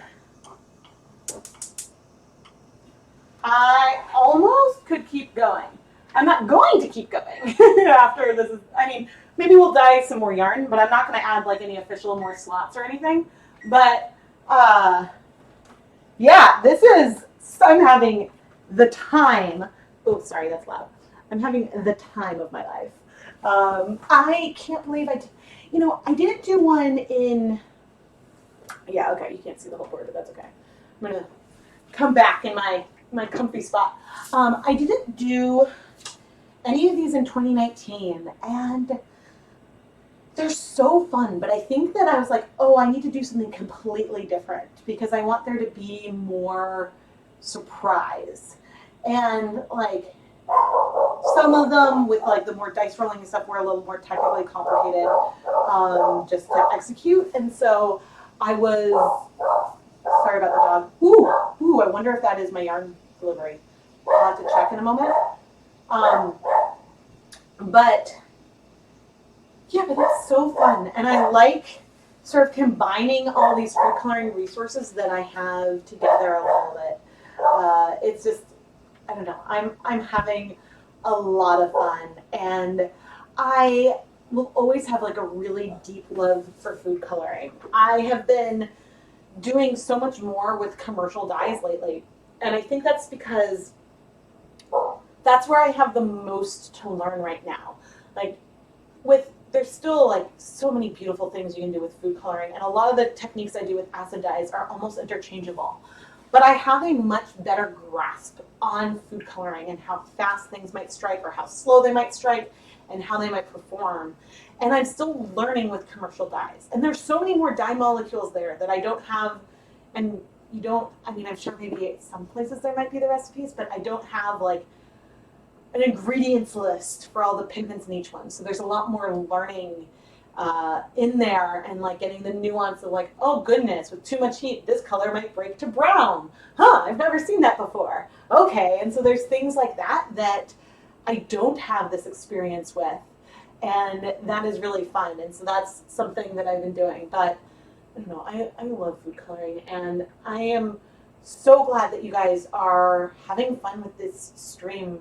And if you guys want, then I would absolutely do more of them, because this is like, I'll admit I'm getting like physically tired, but it is like I just have this smile on my face and I'm having so much fun. And it's just fun to see like some of the mixtures I wouldn't necessarily have tried, but are beautiful. And sometimes it's like if there's that tiny amount of yellow in there or something, that can make a really beautiful difference.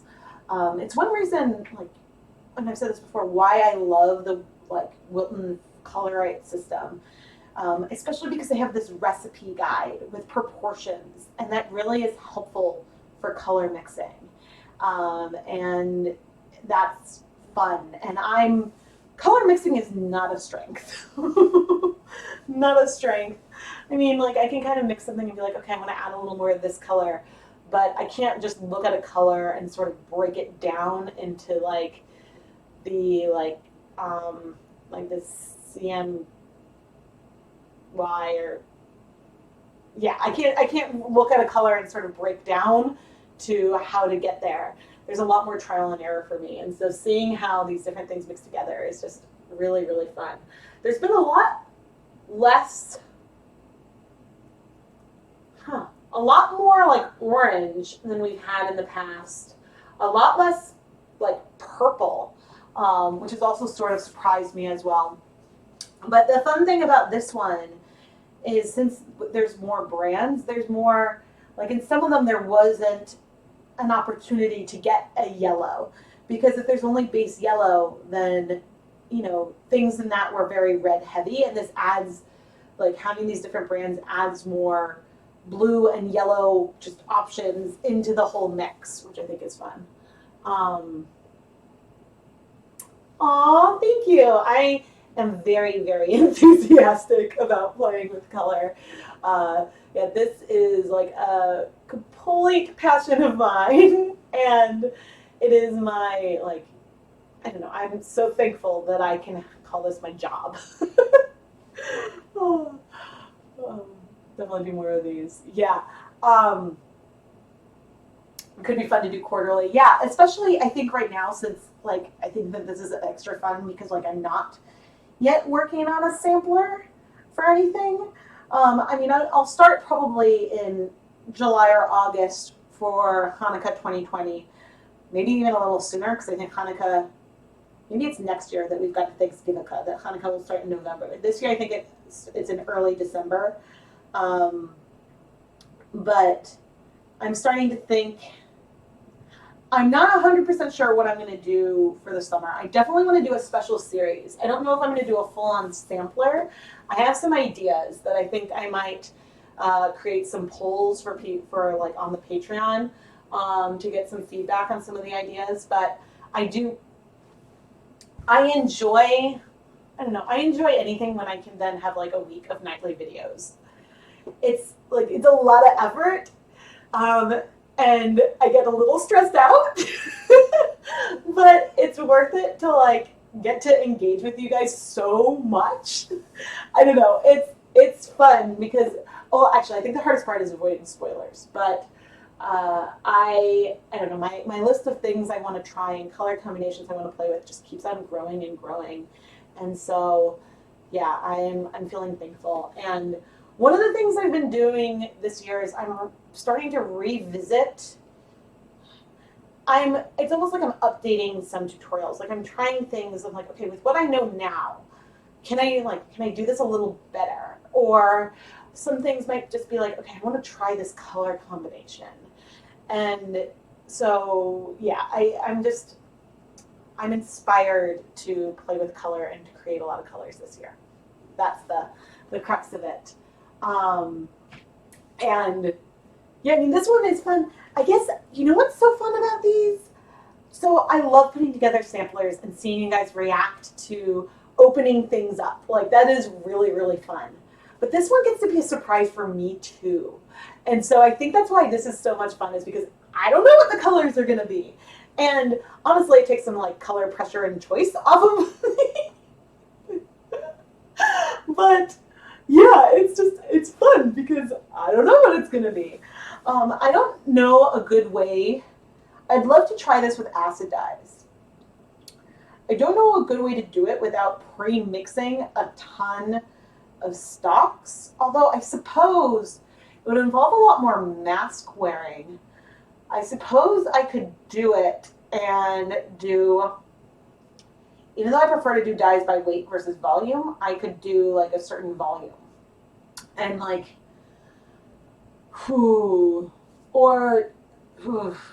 maybe not even a defined volume, just take a bit of each powder and mix it together. Because the issue is that I run out, and like here I can use like a wet spoon and put it back into a dye, like into a new dye container, but I can't take a wet spoon and put it in like a dry dye container. So I'll have to think on that, but I don't know. There's still more to do with food coloring. So, and I know I really, really appreciate it. And I love your like the crochet. Like it is so fun. It was so fun to watch that grow every day. Um, and I still have like I'm planning to put. So I saved some yarn from the Hanukkah sampler myself, and I have to decide. I don't really wear socks. I'm like torn between like a leg warmer or doing like some fingerless mitts, whichever I think I'd use more. But I definitely want to like knit up my rainbows. So it was fun to like when I started filming it. I think I started with Hanukkah. I started with the green. Oh, and I still need to edit. I need to edit like my vlog about it.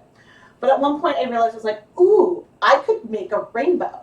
And do it a little out of order, but I could have like each color of the rainbow sort of have its moment and its night. And that was a really fun way for me to organize it and not have all the colors be very similar. But I was also trying to think of a way that it could be fun to like work them all together versus it feeling like completely random. So yeah. Random speckling with powders could be fun, like mixing powders together to speckle or speckling on top of each other. I've definitely like thought about that as well. So I am open to suggestions, especially if you're watching the replay, because sometimes like it's hard for me to go back through the chat after the fact. But yeah, these are a lot of fun. Okay, let's do. Oh wait, I don't have to stand up. All right, we are ready to dye our last two. All right, let's do it. So we've got, oh funny, I didn't put up the list. Definitely, chalkboard space is limiting, but maybe next time. I do have a roll of paper on this thing, but something about the like teacher in me just likes the chalkboard. All right, so for let me get the yarn.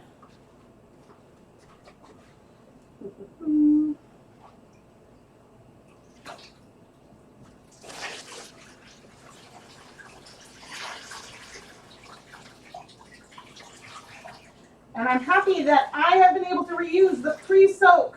I've had 3 pre-soak bins, and I've used the same pre-soak water for all of this. And I will be reusing that water for the first bit of washing as well. Just in case you guys are curious. I do try to reuse water where I can. And honestly, in the washing, I'll probably be able to wash, I think 3 at a time is sort of my limit of what I can wash at once, but let me make sure I am on the stove. I am. All right, so the final 2 both look, at this point, fairly green, but we will see. So 11 is juniper green and black.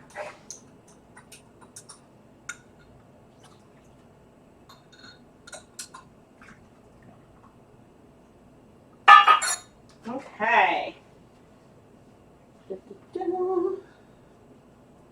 So this is our number 11.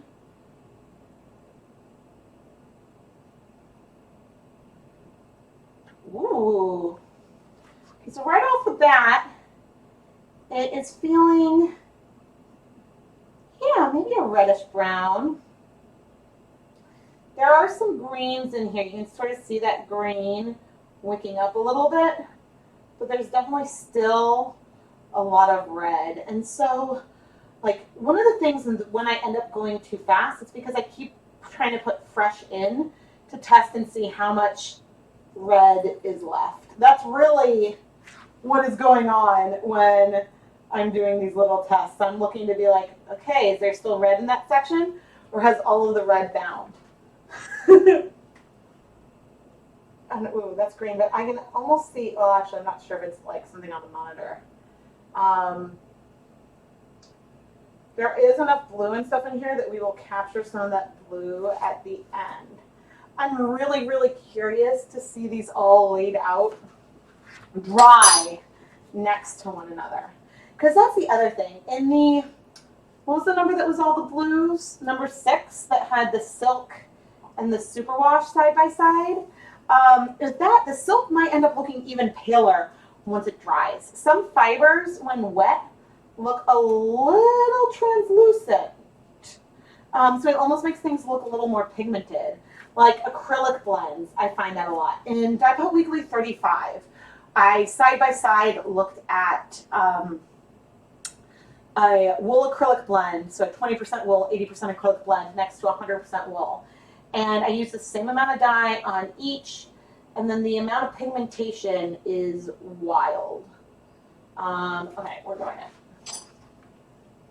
That is a pretty, I'm not sure, oh yeah, we're at that blue stage, but oof, that is some break-in for sure.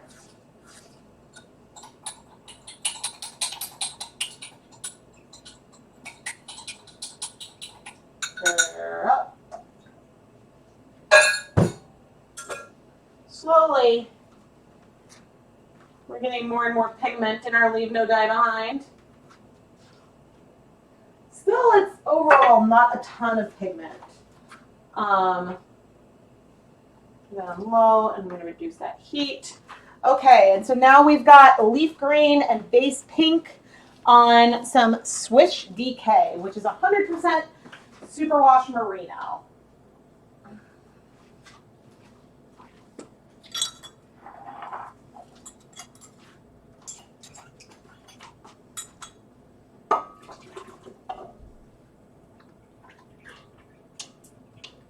Oh dear.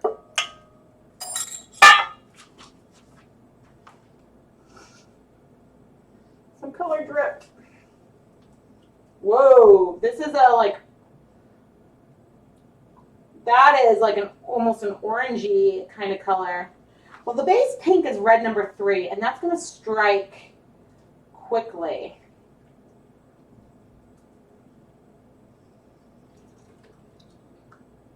But that is very brown.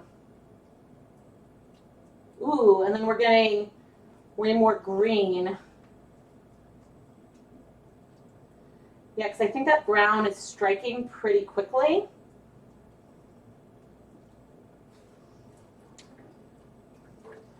Or not the brown, but the reds are striking quickly. Ooh, will we get to blue? Maybe not. But it's a really nice green. Okay, you go in. Ooh, and that green is feeling very leaf green to me. Okay, let's set a timer for 10 minutes. Take off my gloves, and there's something that occurred to me. I don't know.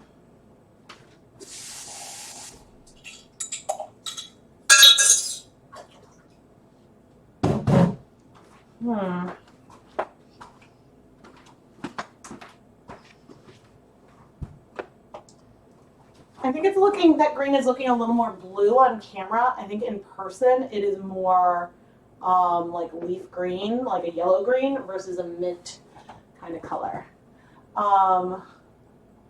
Let's see. Oh, thank you. Hello, hello. We are, so I guess we've dyed 12 different colorways, 16 skeins of yarn. That may or may not be a record for the most in a live stream. I'll say I'm not sore. My arm is starting to feel a little tired. I only noticed it right now. Yeah, so this is so much fun. I'm going to save the combos that are left for, well, all right. Let me know. I'm not going to dye any more of these. I might dye Leave No Dye Behind, or actually I might save that and do like a pre-filmed video. with the leftovers from this, or maybe in the recap or something.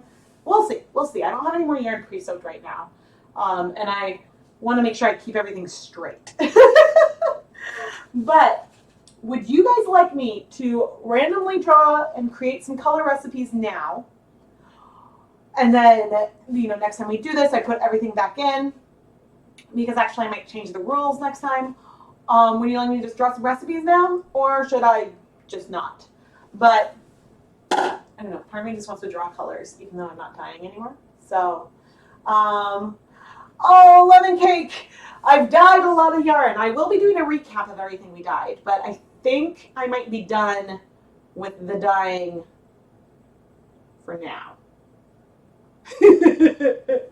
But it has been, what, about, I guess, almost exactly 4 hours. I haven't done a stream this long in a while. So it is really, really, really fun. I'm leaning towards recipes now. I think it would be fun. Oh, I do have a piece of paper.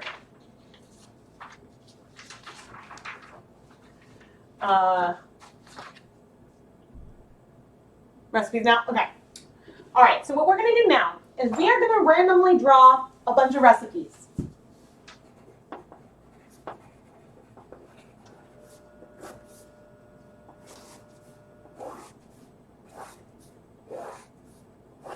I don't know how many we're going to do, but we're going to draw some recipes. I'm not dyeing these, but it's just going to be fun, and we're going to giggle. And you guys can try these. I mean, you can try any of the ones that we did, but you guys can try these at home. So, okay, let's do 1 and 2. Ooh, we got a wild. All right. Okay, so 1 is delphinium blue. And I'll give my predictions for each of them. And 2 is wild. Pick 2 more colors. 1, 2. All right, so we've got delphinium blue.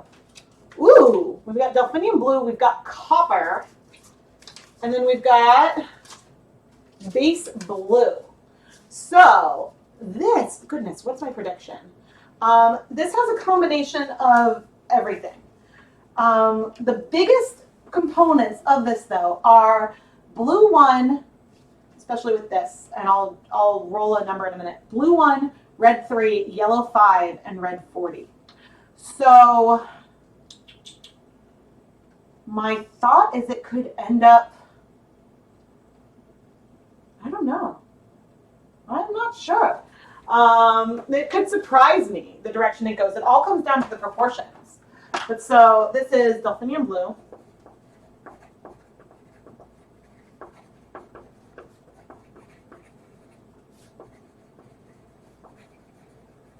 And so the base blue is just more blue number 1.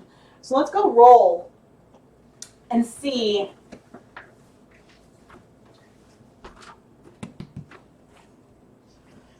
Let's roll.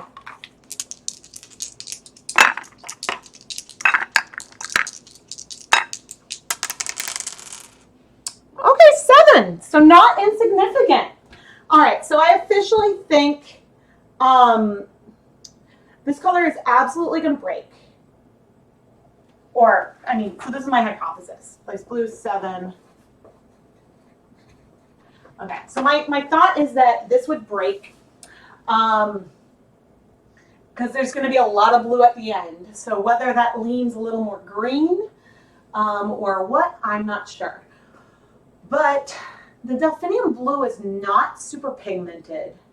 The copper is a little more pigmented, but then the base blue is coming in there. So, ooh, I don't know. It would be really, really fun.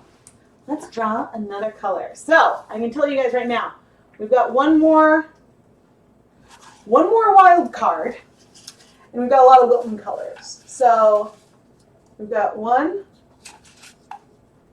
and the wild card. Okay.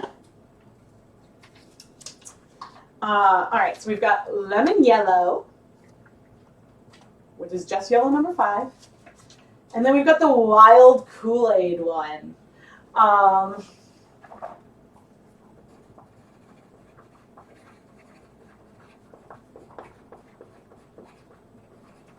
And what I'm going to do now is I'm going to not pick the colors of Kool-Aid, but I'm going to roll how many.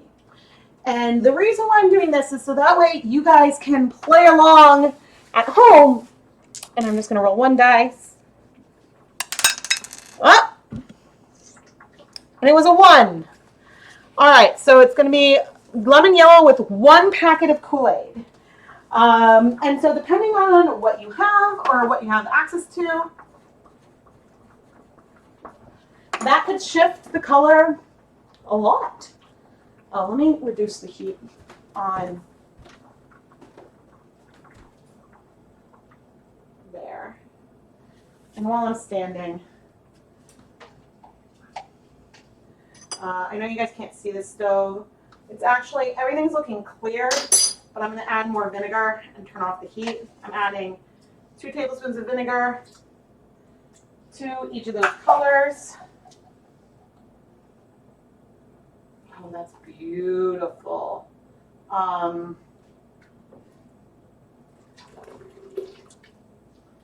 Okay, turn off that timer. Cool. All right, I'm coming back. All right, so the reason why I did not pick the flavor of Kool-Aid is because Kool-Aid and what's available varies dramatically.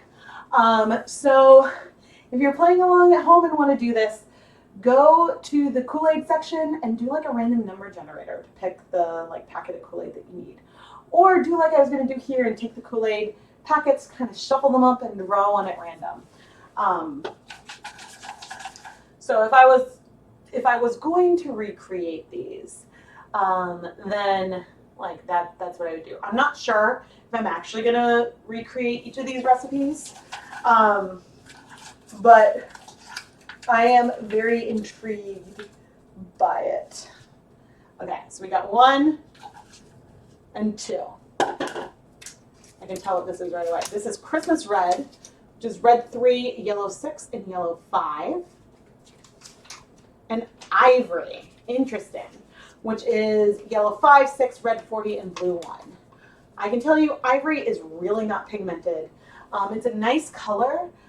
It's very similar, I think, to brown, but it's way less pigmented than Christmas red. So this I think will be fairly red.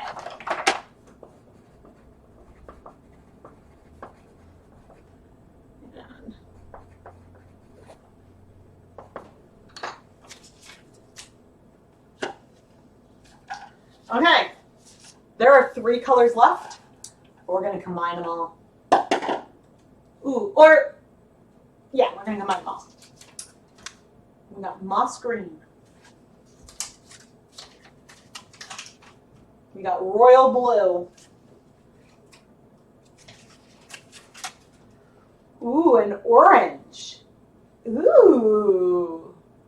Okay, so my prediction is that this will be like minty greenish, but one end could be brown. So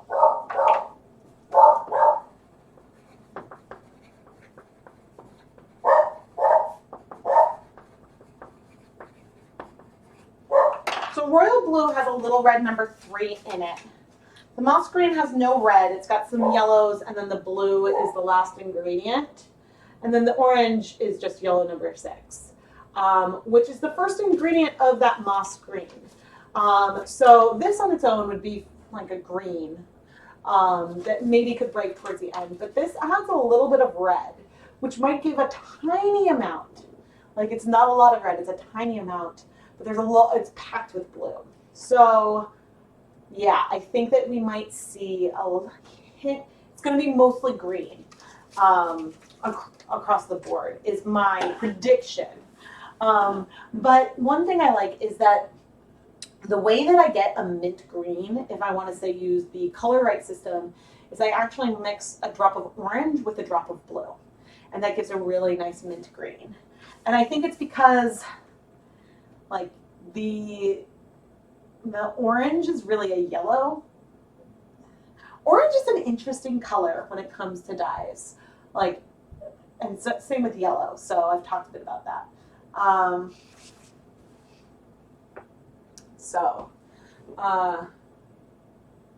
Oh yes, my dog has quite the bark. Quite the bark.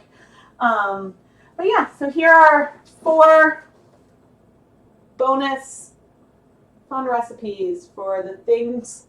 I guess if I had 4 more colorways, these are the ones that were missed. So it looked like there was a lot more in there than there really was, but I think it's because one of them was like a draw 3, or like a draw 2 more colors thing. But yeah, so those are our bonus ones, and I'll try to remember to share those recipes at the end of the live stream as well, or this is the live stream. I'll share them at the end of the live stream recap as well. So I'm not sure. I think that I'm more inclined to like randomly draw things again, but whether or not like I limit it to just Wilton's color, like the icing colors or what, it was like, I don't know, it was fun being able to spike things with a particular color. So I had fun. My vision's starting to get a little blurry though. Oh my goodness. Yeah, so I'm going to do, I think, a quick, I'm like, can I get the webcam all the way over there? Maybe. Okay, so let me try this. I'm going to try to do this as easy as I can. Okay, so on the stove,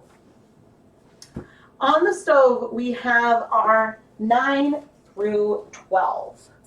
So on the stove, which I'm actually turning off all of our heat. I'm going to leave things here to cool for a while. So here, we had a combination of base orange and base pink. This was violet and base crimson. We had juniper green and black, which is so dark and moody and oof. And then we had leaf green and base pink, which is a beautiful tree. Like, it's a bright green with some brown at the end. It is beautiful. All right, and this is what I'm going to try. Oh dear. Okay, I'm going to turn you off. Okay, and I'm going to move tripod.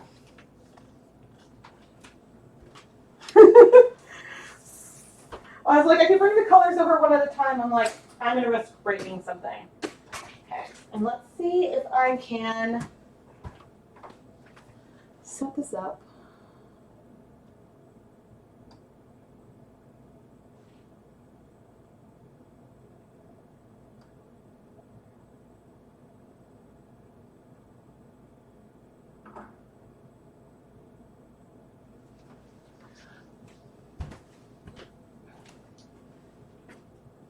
Just trying to get everything into frame.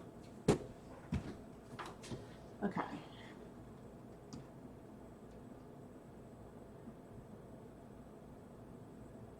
Okay. So here, roughly, we have 1 through 8. So starting at this top with 1, we had rose and buttercup yellow. 2 is creamy peach, base red, and burgundy. 3 is brown and cornflower blue. 4, all the way at the end, is our golden yellow and base yellow. 5 is AmeriColor turquoise, the only AmeriColor color to make an appearance today. Although, maybe if I do this again, I'd try to like make a few more AmeriColor wild cards, because then we could pull for more of those. I just didn't want to make a card for each individual one. So it's AmeriColor turquoise and base brown. Here we have our blue number 1, sky blue, and neon blue. Then we have teal and base black, which is, ooh, I like that. I mean, I like a lot of them. that one is like, I need to redo that over and over and over. And then number 8 all the way at the end is Red Red and Kelly Green. And so those are the colors. Those are the colors that we did today. And the chalkboard. And where, uh-oh. Where is, I don't know where I put mini chalkboard. Oh my gosh, I see oh, it's right here. Chalkboard and then mini chalkboard, which is a little blown out so you can't really see it, but it's there. Our bonus 9 through 12 were there. Just scrolling through Instagram. Have I been to the Art and Science of Dyeing show at Smith College? No. I didn't even know that that was happening. Smith is a little far, but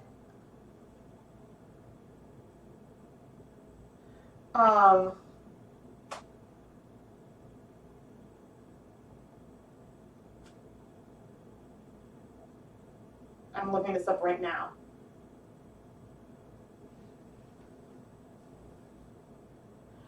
Ooh, it's a botanical dyeing. Oh my goodness. Oh, it's going all the way through June. Okay.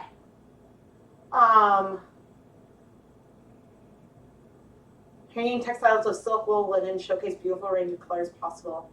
That's beautiful. Beautiful. Gosh, so that is so cool. I mean, I think like since it's a couple hours. I feel like it's a couple hours west. Although now I'm like curious because like marathon versus like car.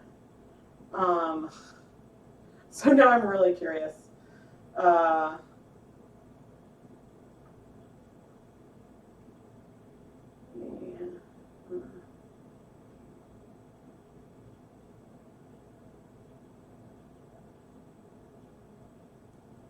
Oh, it's not that. Okay, it's under 2 hours. That's not bad. Not bad. Why? Because, like, isn't Webb's over there? I don't know why I had, like, a much bigger time scale. That's actually not bad. Maybe it's because it's a long drive with, like, the kids. But I think it's actually, like, fairly doable. So, blown away from number 8. Number 8 surprised me. I expected Red Red to be way more pigmented than it was. Yeah, number 2 is awesome. Yeah, but yeah, I clearly need to try to get there if I can. I'm glad that there is still some time through June. Too bad, like, it's like Keith's birthday and stuff that's coming up versus mine. If it was still like my birthday, like, now that I'd be like, hey! No, but I think Keith actually would enjoy that too. He likes, I mean, not that that's like a yarn expo, but he used to take me to Stitches Midwest when we still lived in Illinois, and he liked just seeing me explore the marketplace and like talk with people and stuff. And so that was fun. And we did bring Lucas once. Did I go 3 times? Maybe we went 3 times. Anyway, I need to go eat. I need to go make some lunch. But thank you, everyone, so much. Yeah, if I go and do something like that, I mean, in the old days, I guess I would have blogged it, but now I'll try to like make a vlog. Vlogging is weird for me, but I think it would be fun to share some things and talk about it if I go. I am so thankful for all you guys tuning in and engaging in the chat and having fun while doing this really epic long stream. 4 hours and 20 minutes right now. Woo! But not only that, to all of you who pre-ordered yarn, Thank you. Like that really makes it like it makes it really easy to like do a stream where I dye so much yarn when it's pre-sold, because it means that like, yeah, it's not that I think dyeing yarn is ever a waste. It just helps. And yeah, it helps and is like going into the new beefy computer fund. But we have an excellent connection today. I don't know what it is. Maybe because I set up OBS like a while before streaming, or because it's not nighttime. I don't know. But I am glad that we didn't have some of the issues that we've been having. It's the same computer and setup, so I don't know. I do know that my poor laptop is struggling with the editing software at times, and so it makes it harder to edit videos, and that is a problem when it takes like significantly longer to edit something than it really should. So that's the main reason why I need to replace. But yeah, this is fun, and I don't know, I like the game of it, and I will try to come up with some like other fun variations, and feel free in the comments below to leave some suggestions. So make sure you're subscribed and you have your notifications turned on so you never miss a new video. I'm Rebecca from ChemKnits, and I like to dye yarn.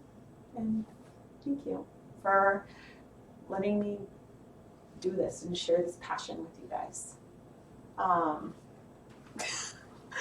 Hey, my goal is to make it fun.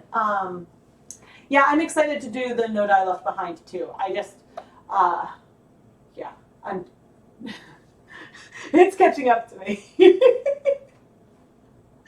Gonna take a break. Yeah, so I think, well, it depends. The timeline depends on if I wash things tonight or tomorrow. But yeah, everything should be dry by early next week. So I just had more time on there in case, like, on the off chance that one of my kids ended up being homesick today and I had to postpone the stream. That was the big concern. I was like, please don't be sick. But yeah, I don't know, it's my absolute joy to play with color like this and to share this with you and to hang out. But yeah. Oh yes, thank you. Smash that like button, smash that subscribe button. Oh goodness. All right, I am. Oh, I'm so glad. I'm so glad that I can provide like a happy, like entertaining distraction, or at least I hope it's entertaining. Anyway, all right, I'm gonna head out. I'm gonna go have some lunch. I was like thinking of avocado toast and like frying up smags, but I think I'm gonna stay away from the stove. So, all right, I'm gonna head out, and I will chat with all of you soon. Today's Wednesday? Yeah, there'll be a new video up on Friday, and I hope that you guys will all like it. So, anyway, bye everyone. And and then the awkward. I am done, but I need to wait until everything goes through, and somehow, even when I check, sometimes this N makes it on there and sometimes it doesn't, and I am just like a silly. Have I used carrots? I don't know if I could dye yarn with carrots. But that made me smile. So anyway, okay, bye for real.